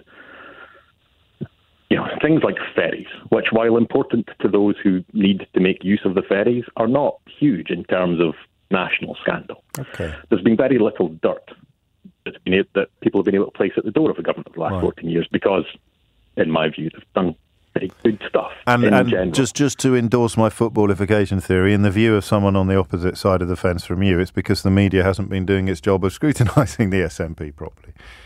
Yeah, I mean, we can get in a footballification later, because I think, to be quite honest, it has more of a relevant direct effect in Scotland than it might have in other places. I think you're right, and for obvious reasons, i.e. football. Well, football, yes. So I think, some people in Scotland are inculcated to believe that when bad stuff happens, it's not us that are doing it. It happens to us. There's evidence for that. You've talked about, evidence of bias in the referendum, which absolutely definitely happened. The state exercised its very large arms to persuade the country that it shouldn't leave. Yes. And that included the media, the BBC, everything else. Not totally. And not all of it, but I think there's a case to answer there, personally, certainly. Yeah. And the government have made an effort to convince everyone that the British state are not on our side, because it's in their interest to do so. Of course it is. It's their raison d'etre in a way. Exactly. And now that there is some actual dirt, and let's be honest... Potentially, but I don't think we can say that, actually. But I hear you. Okay, so now there is an actual police investigation into what look like serious allegations. Yeah. Smoke. There's a story there, a real story of some deep and lasting impact, regardless of whether or not it's true. Sure. There's a little bit of a feeding frenzy on the part of the press. Yes. For good reason. Yes. Because it's a good story and it's a big story and everything else. Yeah. And so it's very easy for people then to go, well, this government I put my faith in, this government I put my trust in, who've done good things on my point of view, and who have been subject to what I see as bias and interference from government, from the British state in the past, must now be suffering the effects of that bias and interference. Yes. I think, I think you're right. Personally. Yeah. And it's good that you identified as an SNP member at the beginning of this, because I think it gives you more credibility for the analysis you're offering, actually, rather than less. From my point of view, I've been a member since before the referendum. I think I'm incredibly disappointed. Yeah. I'm incredibly disappointed. I had a lot of faith in Nicola Sturgeon. I thought she was a fantastic leader. I thought the party was in good shape. It's all fallen to pieces very, very quickly and very surprisingly for reasons that I don't quite understand. No, and the more you read into it, I would suspect the more confused and the more dismayed you become, I think. I'm incredibly dismayed. Yeah. It's bad. And so either you own that disappointment, that dismay, that confusion, that concern, or you don't own it. You don't process it. I want to choose my words carefully. You reach for victimhood. Oh, perhaps some people might. Yeah, that might be the way. That's what I'm seeing. That's what I'm hearing. Yeah. And again, we could both be wrong. But the more you read into the basic arithmetic of what's being investigated, the more you realise that there are a lot of questions that need to be answered. And to claim that the questions are being asked too loudly seems to me to be a little bit ridiculous. Yeah, I mean, and I think the other part of it is, you talk about footballification a lot, and in Scotland that has of course it does. That is, unfortunately, because our politics are small and our population is small, and people are obsessed with, of all course. getting kicked the colour of your scarf, the politics, the colour of the scarf around your neck. Surround that. Yes, of course. It's very. I mean. No, you've done a grand job, Stuart. Really good job. Okay. I can tell it wasn't easy for you either, because as you said, set out at the beginning, this is your team essentially that you're critiquing. But that's the point, isn't it? It needs to be critiqued, and to claim that it doesn't need to be critiqued, that it shouldn't be critiqued, or that it's been critiqued too robustly is a little bit, as Julie points out, it's a little bit shoot the messenger. Stuart, I'm going to crack on because I want to squeeze in at least one more, possibly two more calls, and your phone line was just reaching realms of suboptimal. Someone's listening on Global Player. That's lovely to see, because at 11:54 they're listening on Global Player, and they've forgotten that they're listening on Global Player, listening on catch up or live with rewind or pause, because they've just texted me the words Nadine Dorries for no apparent reason, unless you've been listening for the entirety of the programme. Daniel's in Inverness. Daniel, what would you like to say? Hi, James. I don't have a view on media being biased. I don't. Sure. It's not my place to make that kind of judgment, and I wouldn't want to cast aspersions on any journalists working here or in London or anywhere else. But gosh, it's very saintly of you. I'd be out of a job if I signed up to that school of thought, or at least I'd need a lot of new material. I guess, yeah. What I'm trying to say is, it's not your field. No, I try to read quite widely and get different perspectives, and I just full disclosure, I'm not in support of independence. Sure. But I try to read quite widely, and one of the things that has crossed my mind as you were speaking earlier, you mentioned about feet of clay, and we moved here just before the pandemic, so watched quite a lot of TV during, of course, the time when it was Boris Johnson's reign, and so much of the attack lines from the SNP, justifiably in my view, and I think in the view of many of your listeners, were justified against Tory corruption and Boris Johnson this, Boris Johnson that. Cronyism, dishonesty, misrepresentation. And so I think for some supporters of independence, not all, I mean, clearly there are loads of really thoughtful, balanced members of the SNP and members of support independence who might not be members of the SNP, but there's definitely a contingent for whom I think there will be some cognitive dissonance at the moment. The idea that the moral high ground they've taken for years, and including very vocally from MPs and SNP MPs and SNP MSPs, some of the things that have been said in the House of Commons and in Holyrood, and just they're typically very effective PR campaigns. They've got a lot of comm staff in the SNP. It's just been taking the moral high ground day after day after day for years, and now there are fractures in that moral high, because it may turn out, of course, that nothing wrong has been done. The police investigation may conclude, no court case may unfold, but it is a sense of the moral high ground slipping from beneath their feet that is proving so hard to deal with. And let's stress that it may turn out they never needed to surrender the moral high ground at all. Absolutely, yeah. But that is it. I think that was such a great phone-in. It started slowly, picked up pace, and ended with a couple of cracking calls from different sides of the independence argument, remember, and that's a crucial point to make, but I found that incredibly helpful. I mean, actually, it's piqued my interest even further in what on earth is going to happen next in this remarkable political period. It is coming up to 12. I'll end with a comment. Hi, James. Your attitude to people who were fooled by Sturgeon is very different from those who were fooled by Boris. Oddly enough, I said the bit about there not actually being any conclusions yet before I read that, but the reason why that would be a contender for Idiot's Corner is that you can't say the same about Sturgeon that you can say about Boris Johnson. You just need to stick your head out of the window to see the evidence of all, if not most, of Boris Johnson's lies, and so to compare the two is clearly crackers. What do you want to do next? I'll let you decide. This is the closest I've ever come to doing an hour on hairdressers.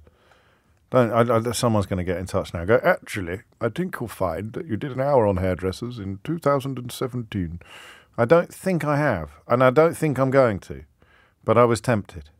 Why? Well, they're in a bit of bother, and I had a heads up on this. The chap who cut my hair most recently was telling me, Tony, hello mate, I've got two Tonys who cut my hair.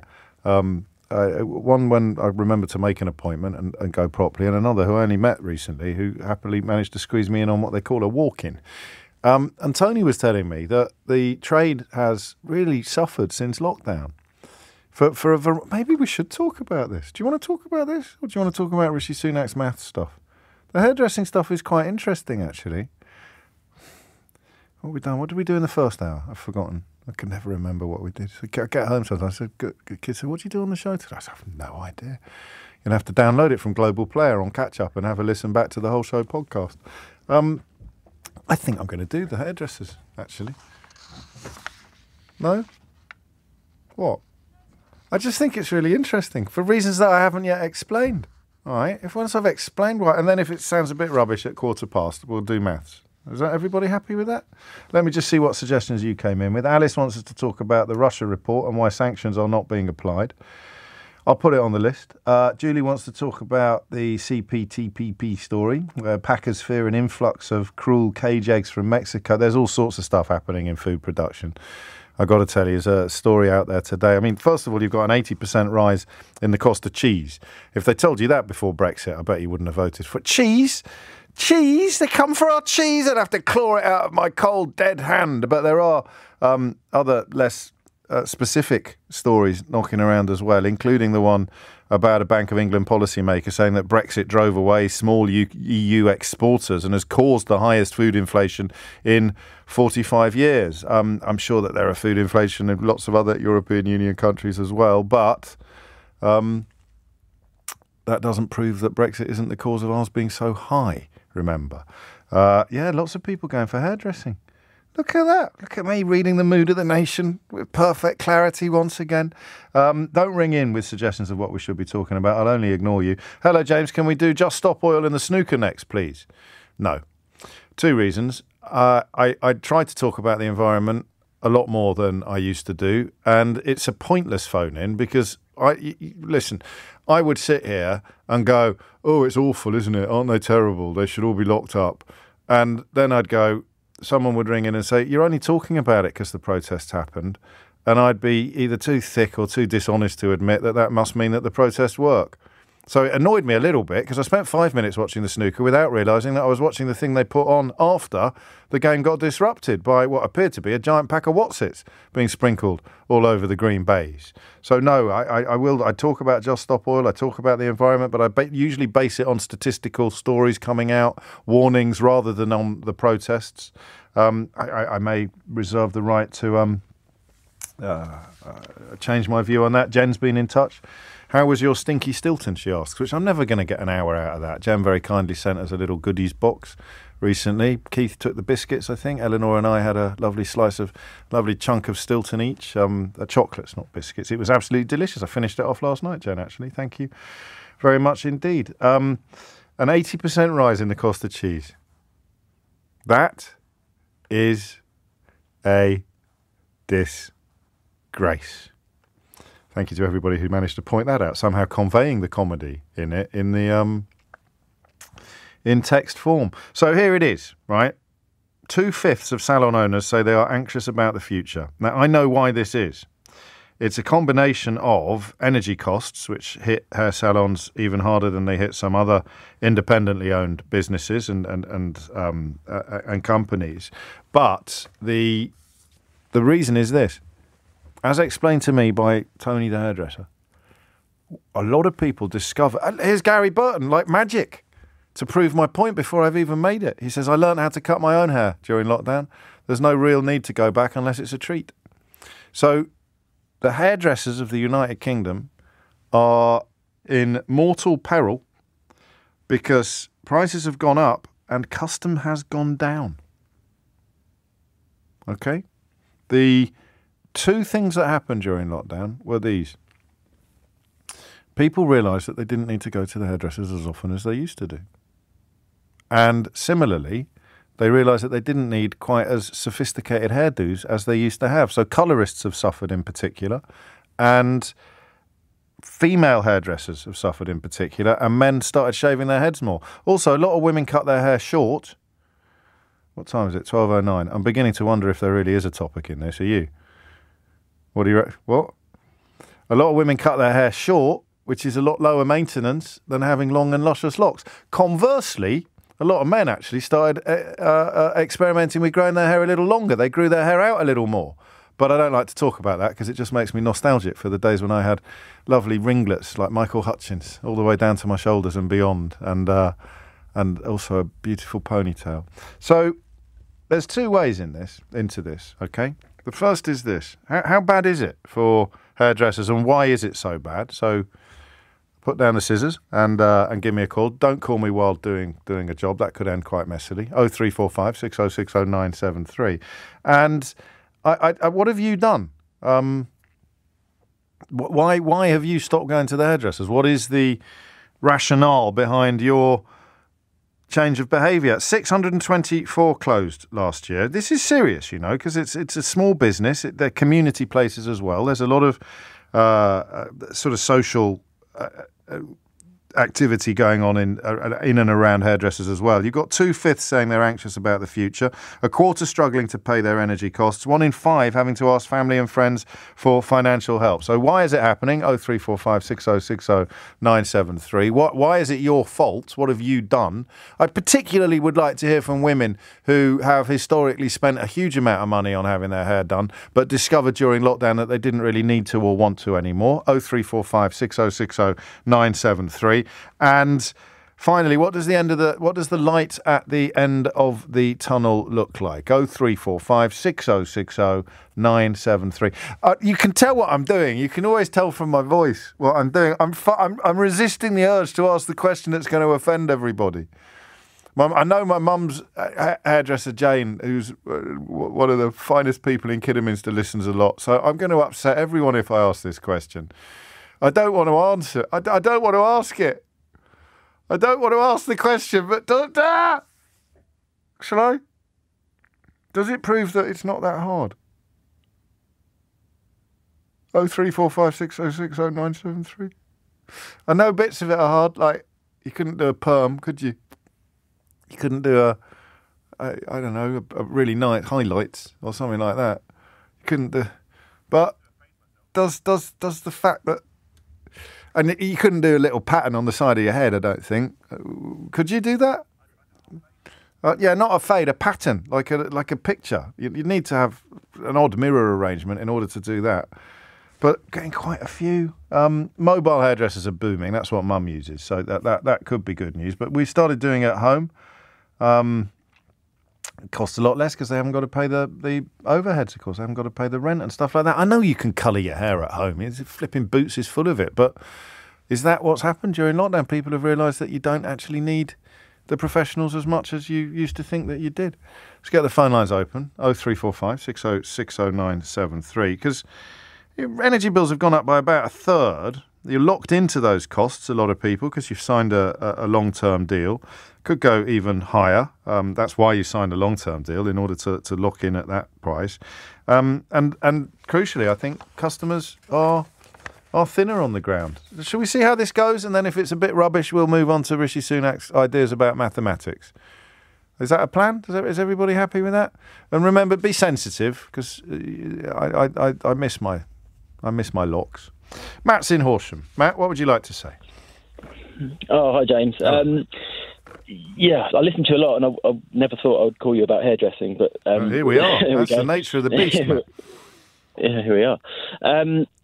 So yeah, during lockdown, obviously, I started cutting my son's hair a lot. It was getting to be very long and out of control, so I started doing it. And after getting reasonable at it, it sort of developed into doing his cousin's hair, my nephew's hair, sort of 2 boys, and also my brother-in-law, who quite liked the look of it as well. So, I'm contributing obviously to a lack of business. What did you do? Scissors or clippers? So a bit of both. Really? So I've got scissors and things in the house, and I started off probably just using. You haven't got the proper scissors, though. You haven't got the proper scissors, have you? Oh, I have now. I've got like a proper kit. And you've got everything. It's got even like the little brush that you brush away the hair with. So you've really got into it, haven't you? I've got the whole shebang. Yeah. Have you bought a chair yet? Have you bought a chair yet? No. You want one, don't you? Limited sort of the dining room chairs. Yeah, I want one that I can push the pedal. I know you do. I can tell you're loving it. You've discovered your vocation. What do you actually do for a living? I sell stone slabs, like granite, marble. There you slabs. go. You see, you've been keeping your inner hairdresser under wraps all this time, Matt, and the lockdown has let him out, screaming and primping. So you do. I mean, because I can see if you were just doing a shaved head, I can see why that. But you've actually got the scissors out and everything. Yeah, well, I shaved my own head. I haven't got any hair. The irony is, I haven't actually got any hair myself. But so I do that. So that's why I had the shaver, I suppose. But yeah, as I like I said, started off with the basic scissors. Now I've even got like the little, where you do the grade. You do the grading, you blend it in. I've got the little, what's it? I don't even know what it's called. The comb thing. Yeah, the big comb thing. Things stick on the end of your clippers. What? So who are you doing? No. I mean the ones that you hold in your other hand. Well, blimey! You push it. How much have you spent then on kit? It's a big. Probably not that much actually. Probably about 20, 25, 30 right. quid maybe. So you do your son's hair, And now you do your cousin and your brother-in-law as well. So you've got 3 clients, have you? So no, I do my son. I do my 2 nephews who are both young. Yeah. And then I do my brother-in-law. So 4 people. 4 people. Yeah. Do you charge them? Yeah. No, of course not. No. Well, there's a long pause there. There's a long pause there, Matt. Well, no, I was going to say I'll give him a 50% discount, but I thought that's true. Yeah, payment in kind. I mean, this is. I don't know how you'd feel about this as a hairdresser listening to this. I'd be furious. Someone sort of set up a little radio station in their back garden and stole 4 listeners off me. I could probably spare the listeners, unlike some broadcasters in this country at the moment. But this could be interesting. All right, I'm sticking with it for now, but I'm not making any promises. It's 12:15. 12:19. Do you want to know why I didn't want to do the Rishi Sunak story? Which I still may have to do if the hairdressing story diminishes and becomes less interesting. The reason why there was only one reason why I wanted to do the Rishi Sunak story, and it wasn't enough to sustain a whole hour of radio. Can you guess what the reason was for me wanting to do the Rishi Sunak story? I shall tell you. The attempt to promote the policy of making everyone study maths until 18, which is slightly different from what he announced yesterday. I don't know whether you noticed this, but it got shelved. Making everyone study maths until they were 18. That is not what was announced yesterday. It was dropped. And the reason why it was dropped is quite beautiful. Downing Street left it until quite late in the day to round up all the endorsements that it wanted from people in various British industries. It was going to do a big social media campaign saying, I'm Johnny. I have to choose when I do. I'm always conscious these days of using a made-up name to make a point and actually ending up accidentally putting my foot in my mouth. So I'm Billy Sandwiches from the world-famous sandwiches firm, and I think it's great for people to study maths until they're 18. I'm Johnny Bricks from the well-known Bricks firm, and I think it's fantastic that people should be studying maths until... Okay, so you get the picture. They can only find one person. A chap called Stephen Follows, who's a leading film data analyst. But no one actually got around. This is actually brilliant. This is pure Armando Iannucci, the script writer of, well, you know who he is, but The Thick of It and Veep and sundry other masterpieces. Stalin, The Death of Stalin is a beautiful film if you haven't seen that. Absolute genius. So they got this guy, they signed him up, but no one actually thought to ask him whether he agreed with the policy. This was for maths education to be mandatory beyond GCSE. He's taught at events for the British Film Industry Institute. He's produced reports for Directors UK, and he stopped learning maths at 16. So he accepted the invitation. Why do you think he accepted the invitation? Because he thinks it's a bad idea and he wanted to avail himself of the opportunity to speak out against it. So he told the Times yesterday, nobody thought to ask me whether I support this policy. And although Follows agrees that maths is vital to his job, he's largely self-taught and was inspired to pursue statistics because of his passion for film rather than because of education. So they were hoping to have a carousel of images like top trumps cards with a graphic, and he'd be drinking coffee. They even took the pictures, and it'd say, cool jobs you didn't know you needed maths for. And then it would feature this guy who's a sort of film dude. Cool jobs you didn't know you needed maths for. But then he said, forcing students to study maths until the age of 18 risks stifling the passions and interests of individual students, the very qualities the education should be cultivating. So he had to essentially admit that he was not committing to the policy of rolling out his maths to 18 policy this year, but he somehow tried to reheat it and release it as a sort of, it would be good if we did more maths. So that, I thought, is a brilliant story. Who have you signed up for the new thing, Rishi? Oh, this great guy, works in films. Brilliant, yeah, bring him in. Well, tell me why you like this policy so much. I don't, I think it's rubbish. The only reason I'm here is because you invited me to come, and I thought it would be a good opportunity to tell you why your policy is so rubbish. I love it. But it's not enough to get an hour out of, is it? Which is why we're talking about hairdressers. And they're like bosses, honestly.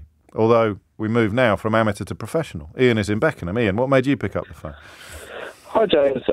Thanks for covering this topic. I'm a salon owner, and I just thought I'd give you sort of an idea of some of the challenges that we've faced, which have worsened since COVID. Thank you. So, for example, VAT is a big one for us. As a salon, we have to our VAT bill is around sort of £6,000 a quarter on average, without even making a profit. We've not made a profit since we acquired the salon in 2016. We were about to break even before COVID came along, but taking a step back again. The minimum wage has gone up by 10% recently on average, and if you take on a new stylist, it can take you sort of a year to 18 months before they even cover their wage as they build their client base. And our team are all employed, so we invest in them and support them during that period. And then since COVID, people have been leaving longer between appointments. Why is that? Largely, I mean, people have been honest with us. Said, look, we can't afford cost of living to come as often. Yeah, exactly. Or they might say, well, look, I'll have to cut this time, but I won't have the blow dry with it. Or I'll have to cut, but I won't have the, I'll have the colour, but I won't have to cut. So people are cutting back, and some people won't say why, but others do straight with say that it's costing a bit. So too nothing. much That's the biggest change. I mean, energy bills go up and down. VAT is always with us, isn't it? Wage bills, I can see it's fluctuated upwards rather than downwards when you're not really in a position to pass the costs on to your customers. So there's a bunch of different things going on here. What's the biggest?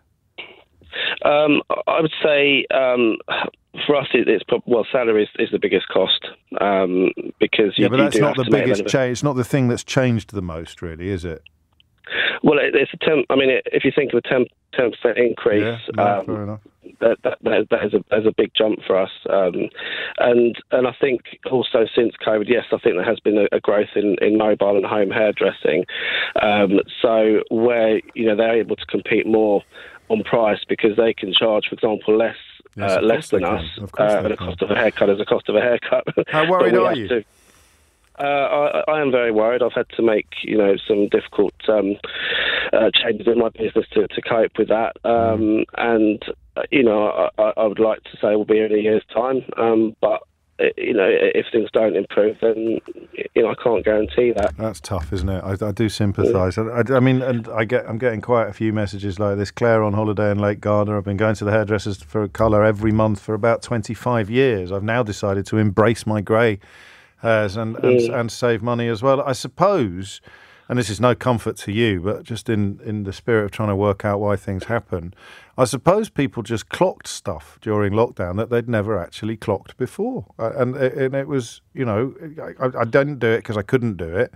And it made me wonder why I need to do it. And a lot of people decided that they don't, or at least as much. They could cut down, have it done less. That's tough. Yeah. What about, have you had any fellas who sort of went like Fabio and started growing it really long during lockdown and fell in love with their luscious locks? We don't do many gents. They've generally kind of the gents have sort of kept coming back, which is good. In terms of that. But I think, people's lives have changed. The working from home thing is different. So whereas in the past, the weekend was busy and evenings were busy, they're not so important now.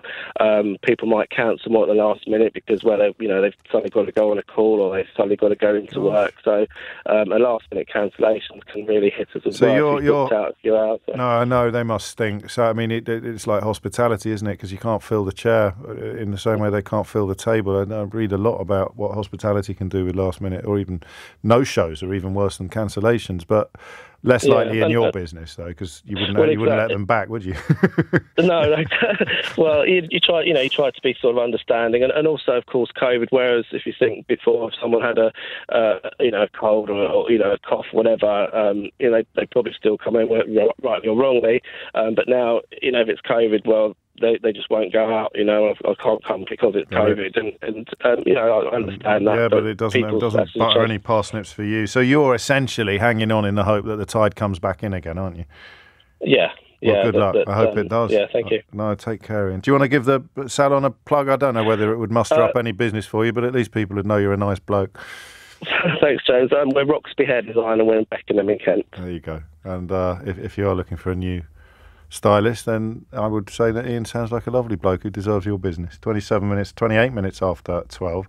Just a brief aside here on how I know that I have the finest listeners in the history of radio. Because I've got 2 texts that I'm going to read to you that made me chuckle. But I checked that they hadn't come from the same number because I thought it was one person making the same joke twice. But there are actually 2, well, at least 2. I love it. So here's the first. Hi, James. My name's Billy Sandwiches, and I'm quite offended that you'd use my name to endorse this government proposal.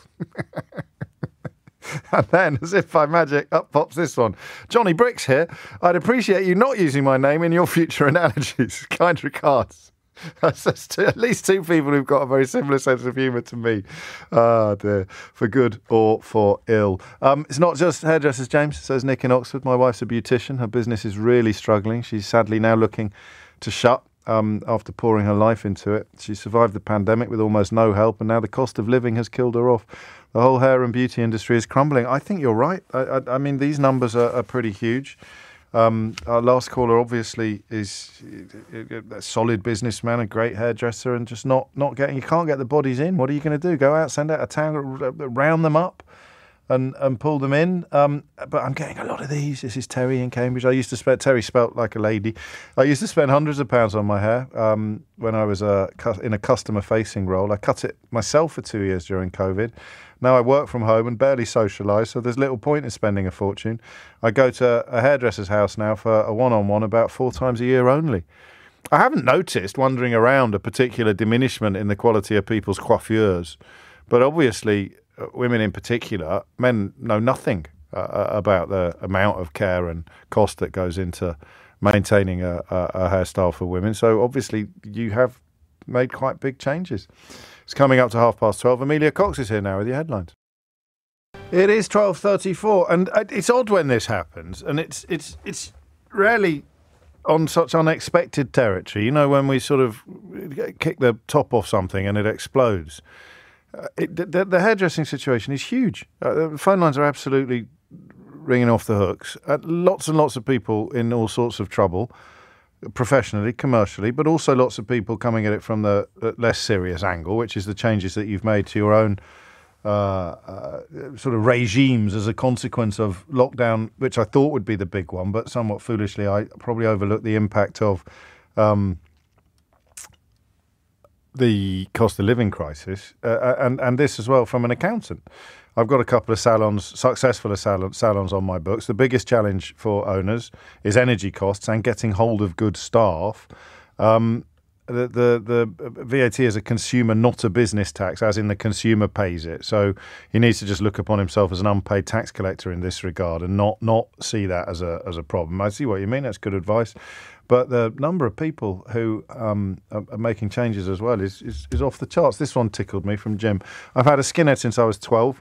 I've always done it myself. I'm now nearly 50. I decided to grow it out a bit and see what I'd look like. So I'm about to have a haircut for the very first time. So look out, Hairdressers of Fareham. My wife reckons I could be a model for older men. She suggested tenner for men. If that's the, yes. 12:35 is the time. Molly's in Bolton. Molly, what would you like to say? Hi, James. Hello. Right, I've got a couple of things to say about this. Go on then. Don't tell me off. I am a business owner. I run a freelance hairdressing business. Yeah. I'm also a teacher of hairdressing for the post-14 and further education sector. Oh, brilliant. There's a couple of things, really. So, in your sort of cities, Manchester, London, Birmingham... Yeah. Thanks for the heads up on what a city is there, Molly. Yeah, that was very helpful. Thank you. I'm always happy to help where I can. So when you start looking at that, it seems to me, from my opinion, that, you know, hairdressers are still thriving pretty well. Obviously, they'll be struggling, you know, with sort of energy costs and all the things that the rest of us do. The problem that I find is that when you get to towns and villages, and there's 2 sides of it. I think there's one side, which is the education in hairdressing isn't very good. Right. Therefore, you sort of, and I'm saying girls because mainly that's who do hairdressing. You know, girls are coming out not very skilled. It's a very, very skilled job. It's a difficult job. Yes. They're not coming out very well skilled as a sort of lack of good education. What is that new though? Has it gone off a cliff a bit in the last few years? too. Just because trends are a lot more sort of extreme now, the things that we learn on a classic curriculum that people don't want anymore in industry. They wanted much more complex results. They're wanting results quicker. Yeah. Things that you're not really taught to do on a City and Guilds MVQ. Got it. So they're not fit for the job that they need to do when they come out of the qualifications in the way that they would have been 10 or 20 years ago. No, they're not fantastic. All right, capiche. So that's like the first sort of part of the issue. The second part of the issue is they're being taken on as apprentices whilst they're going through college. Then when they leave college, there is no jobs for these girls. And the reason there's no jobs for these girls is because it is no longer viable for salons in towns or villages to employ girls because, one, like we said, sort of the energy bills. Yeah, the money's just not there. And they can't pass the cost on to the customers because the customers are cutting down already. The customers, one, are cutting down because of COVID. They're doing it themselves. I'm getting a lot of that, actually. They won't pay it. No. They won't pay it. The overheads in hairdressing are massive now. I was just saying to the lady on the phone just before I spoke to you, to just do a very, very bog standard full head colour now. Yeah. In raw expenses, you're looking at £30. That's just in materials. That's not in anything else. Before you've sat down. Before you sat down. So that's what's going to happen, Molly? What's going to happen? Well, for me, I mean, I no longer teach hairdressing. Right. I teach other subjects now in a different thing because I sort of feel it's very counterproductive training up lots of girls for them to go out into an industry where salons won't take them on as a paid employee and they're expected to go self-employed. And when they go self-employed, there's no work for them because they've not got a name for themselves. They've not got money behind them. So they're failing at the first hurdle and they're going doing something completely different. It's very counterproductive training them up and sending them into industry now. Yeah. And I think there's a massive demise. I think your salons that are well established have been here for years and years, usually have an older clientele. They might be all right as long as the clientele hangs around. Exactly, until probably the owner retires. And then I think there's going to be a massive... there is no money in it. I probably work twice a week now doing my business alongside my teaching. It's an interesting one, isn't it? I had no idea. Just scratch the surface of a story like this, and there's loads of people like you with different but similar experiences, tracking the decline of the whole industry, really. I think it's happening to a lot of trades, but sort of specifically hair and beauty trades, the education's bad, the job prospects are bad, there's no money in it because of the overheads, and then people aren't willing to pay it. And after lockdown, is people think, well, actually, I can do it myself for and if you're looking at an area of your life where you can save a few quid, it's a fairly obvious candidate, isn't it? It is. It's not. No one needs the hair doing. But I bet that's a combination. Get your hair done. I'm going all anthropological now, Molly. I bet that's a combination of lockdown and cost of living, because if it wasn't for the lockdown, people probably wouldn't see it as a luxury. They'd still see it as a necessity, but it stopped being a necessity when you couldn't get it. So it just diluted the sense of it being the luxury. So you're more... I reckon if there'd been no lockdown, things wouldn't be as bad, even though the cost of living would be as bad, because people have kind of realised that it is a luxury when previously they didn't think it was. I bet my mum still wouldn't think of her hair as being a luxury. She thinks it's an absolutely crucial part of her life. But for a lot of people, they'd have thought, no, it is actually a luxury. I can save a few quid there. It's a tough one. What are you doing? I hear. Well, I don't know what the light at the end of the tunnel is, but it's an interesting conversation. What have you been doing while we've been talking? Well, I'm on my lunch break. I've just been walking up and down past the bus station. Fair enough. No, I was just wondering, because I could sound quite a lot of background noise there, and I could tell you weren't in the sound. Well, good luck, Molly. Thank you. 12:41 is the time. Listening to James this morning, writes Colin. Didn't see this one coming. Here's another saving we've made. We groom our own dogs now. So we're saving about £40 per dog what is it, every couple of months? Sandra's in Kilburn. Sandra, what made you pick up the phone? Good morning, James. Hello, Sandra. Hi, it's my first time on this call, and I'm happy that you're the first person I'm speaking to. I'm honoured that I'm the first person that you're speaking to. Yes.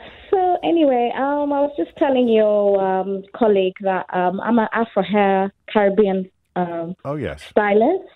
Yes, and to be honest, just before lockdown, yes, we did have some issues there's been a lot of transition in like the black hair industry. A lot of women are wearing wigs, and yes.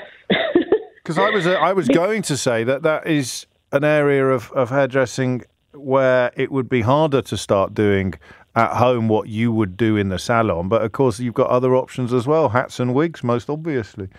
Well, to be honest, I think the wigs have kind of gone universal now, and the Caucasian women. I also really.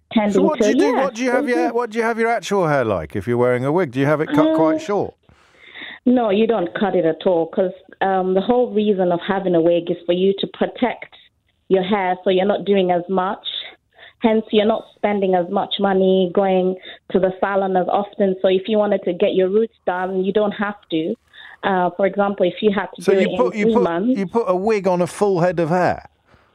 Well, you would have to do something called cane rows. Have you heard of that? Yes. In the context of a wig, though, I'm a bit confused. No, cane rows is when you have it plaited down. They plait it in, and then you wear a wig cap on top, and then you wear your wig on top. Oh, so it mixes in, as it were. Yeah, so it kind of blends it in and makes it flatter. So when you put on your wig, it doesn't show. Oh, yeah, okay. So the cane row means that you keep your hair, but it is a bit like not having any hair because it's very tight to the scalp and you can fit something on top of it. Yes, definitely. But do you do that? You would do the cane rowing, would you, in the salon? Yeah, I would do everything. Yeah. I would do everything. But obviously, after lockdown, a lot of the ladies were saying, oh, my daughter has gone on YouTube now. She's learned how to do the cane row, so I don't have to come in. Oh, so a person would, it would be nice to make the wig for them. You'd make a little bit of money from them for making the wig. And then they would say, oh, I've had the wig for 3-4 years. And then what do you do in between? You know? So business is taking quite a hit.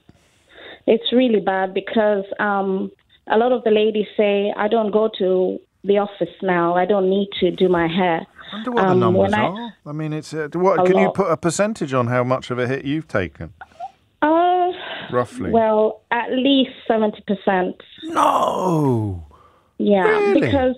But you're still open. You're still open, are you? Yes, I do. I'm still pushing. Do you have a premises? Do you have a salon in Kilburn? Yes. Right. What's it called? Do you want to give yourself a free advert? It cost you a fortune if you went through the official channels, Sandra. This would. It's called Diva Dolls London, and is it on the high road? No, it's off the high road. Okay. Whereabouts? On Willesden Lane. Okay, I know Willesden Lane. I'm unlikely to be coming in anytime soon to avail myself of your professional services, Sandra, for a whole heap of very obvious reasons. You'll be welcome, James, anytime. You're a hairdresser, you're a hairdresser, not a miracle worker. I know, not a surgeon either. Behave. Well, I wish you well. At least, you're upbeat about it, but it's tough, isn't it? And you're far from alone. It's absolutely everywhere. And the business rates have gone up now. My electric bill used to be about 180 a month. It's gone up to almost 400 now. It's just, I don't know how long I'm going to keep up, but it's a struggle. Yeah. I have to change the strategy of the business. Maybe that will help. Branch out, diversify, find other things that you can do on the premises or rent out other treatment space. I don't know. I've got nothing but sympathy for you. Sandra, except that you're not alone. I wonder if you can guess, not Sandra, but everybody, what the second worst affected category of businesses is in terms of actual net closings. So it's independently owned hairdressers and beauty salons. By far the hardest hit, which was a surprise until we started talking about it this morning, and now it makes absolutely perfect sense. Among all independent retailers, hairdressers and beauty salons are the hardest hit, a net of 624 closing. What do you think the worst effect, the second worst affected company was? Just have a little think. It's not. I don't think it's immediately obvious, but then when you think about it, perhaps it becomes so. I'll tell you after this. 10 to 1 is the time. Chip shops, says Matt in Worcester, laundrettes. A lot of you very worried about Michael Fabricant. It's newsagents actually. Jay buys up the assets of bankrupt companies, and it's not like asset stripping. It's the company's gone under, and you buy up the equipment and sell it to still established companies that use it. A 300% rise in salon businesses, 60% decrease in the value of the assets, because supply and demand, isn't it? And it's restaurants and bars that constitute by far the most common company going bankrupt. I don't know if they're excluded from, if hospitality is excluded from these figures, but 225 newsagents shut in the relevant period, which is again pretty grim because they can be community hubs as well. But I mean, it's the difference between walking a little bit further, isn't it, and paying a little bit less, and also deciding I don't need a newspaper, I don't need a magazine. It's a luxury. 12:51 is the time. It's been a remarkably illuminating hour about hairdressing, but not exactly an uplifting one, I'm afraid. Marcus is in Ramsgate. Marcus, what would you like to say? Oh, hi, James. Hello. Thank you for taking the call. Welcome. I just wanted to make a couple of comments about your sort of, understandably, sort of comment about the fact that hairdressing isn't that hard. No, to be honest, you wait a minute. I'm amazed I've got away with it for this long, to be honest with you. That's fine. So I'm just gonna highlight a few things, no pun intended. Okay. So let me just explain. First of all, the woman was talking about the training and how complex that is, and yes, that is absolutely correct. It's incredibly complex. But one of the things that hasn't been touched on at all is how complex it is about managing the emotional relationships that you have with clients as hairdresser. Of course, crucial. And in terms of, wait a minute. In terms of whoa! We're going to fall out if you keep telling me to wait a minute, mate. I don't want to fall out with you, James. Well, then stop telling me to wait. Stop telling me to wait. Because your tone, when you talk about it, your tone is pretty. And you're off. Nancy's in Torquay. Nancy, what would you like to say? Well, yeah, it's just my hair is kind of purpley and green and all of these lovely colours, and it's short. Now, in lockdown, I tried really hard to embrace the grey, and I looked dreadful. I'm not blessed with a beautiful complexion. Some people are.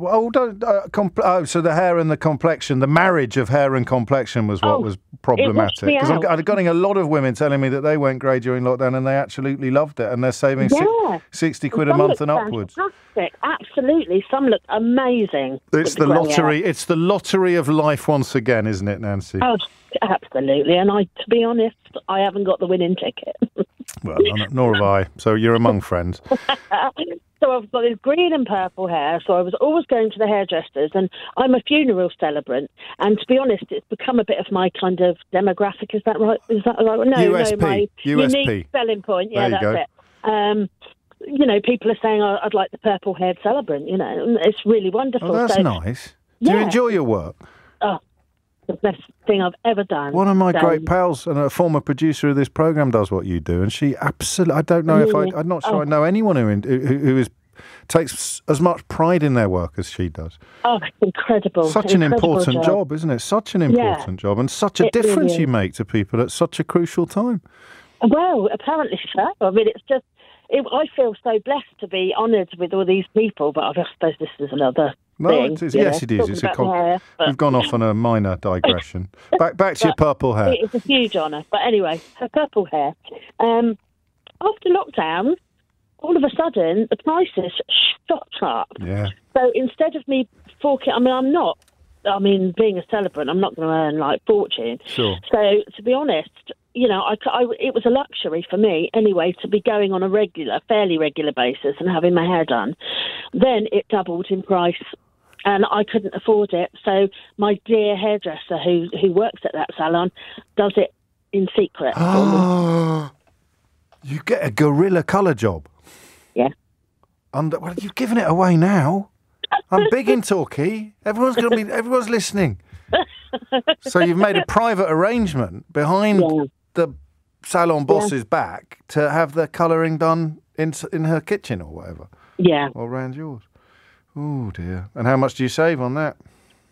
It's a quarter of the price. Oh boy. And you can see why. I know. And do you claim it back against tax?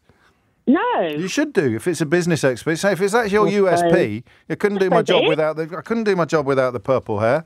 It is part of my brand. It's who I am. I reckon you could probably claim that back off the taxman. thought of that, you know. No, it's worth going. But don't take any financial advice from me ever. but I mean, it might be worth asking. It might be worth asking the question. Exactly. If you don't ask, you don't get. Producer's just written on the screen, please don't give out tax advice, James, which I think is a perfectly reasonable. I might be better off giving out hairdressing advice than tax advice, to be honest with you. But there it is, and it is. No, it's a big. I mean, and I think that is going to be the problem, isn't it, moving forward for the people who've been in touch. It's going to be the attempt to stop this migration away from your old habits into your new habits, and from your old hairstyles into your new hairstyles. Steve is in Guildford. Steve, what would you like to say? No, he's gone at the last minute. He's cut off in his prime, if you pardon the pun. 12:56 is the time. I think I'd look good being grey, so I'm quite looking forward to it, says William. It's a shame I'm bald. And the company that I think would be going under most is restaurants and bars. I'm surprised as well, but I don't know if they're included in the stats. Steve's in Guildford. Steve, where were we? Hello, Steve. What made you pick up the phone? Well, I've been in hairdressing all my life, so. Well, I don't know how old you are. That might be. Yeah, I'm hitting the mid-century, so okay, it's not too far off. So 30 plus years in the business. That's right. Wow. That's right. Long time. Well, my whole family have been in hairdressing, so it's something that's very dear to me. Yes.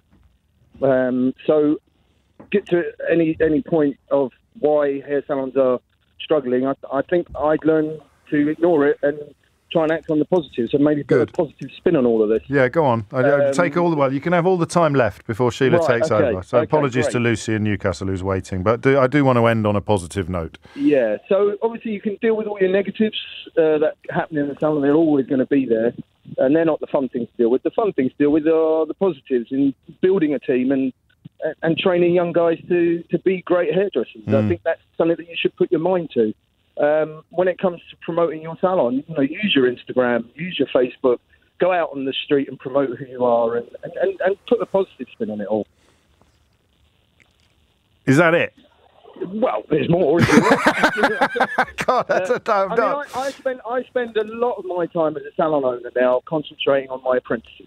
Good. And not just on them being hairdressers, but on being great people and being approachable and being and understanding that the client wants an experience. They don't just want a haircut. And there's a lot going on, isn't there? So actually, it's odd that you come at this after so long in the game, because what you're saying is quite novel in the sense that you need to cut your cloth according to what the current climate is, not to be sort of yearning for how it was before. Yeah. You've got to move into the new space. But you recognise that for some people, and especially with the numbers of salons closing down, Steve, it's a generally bleak picture, but there will be people who pull through.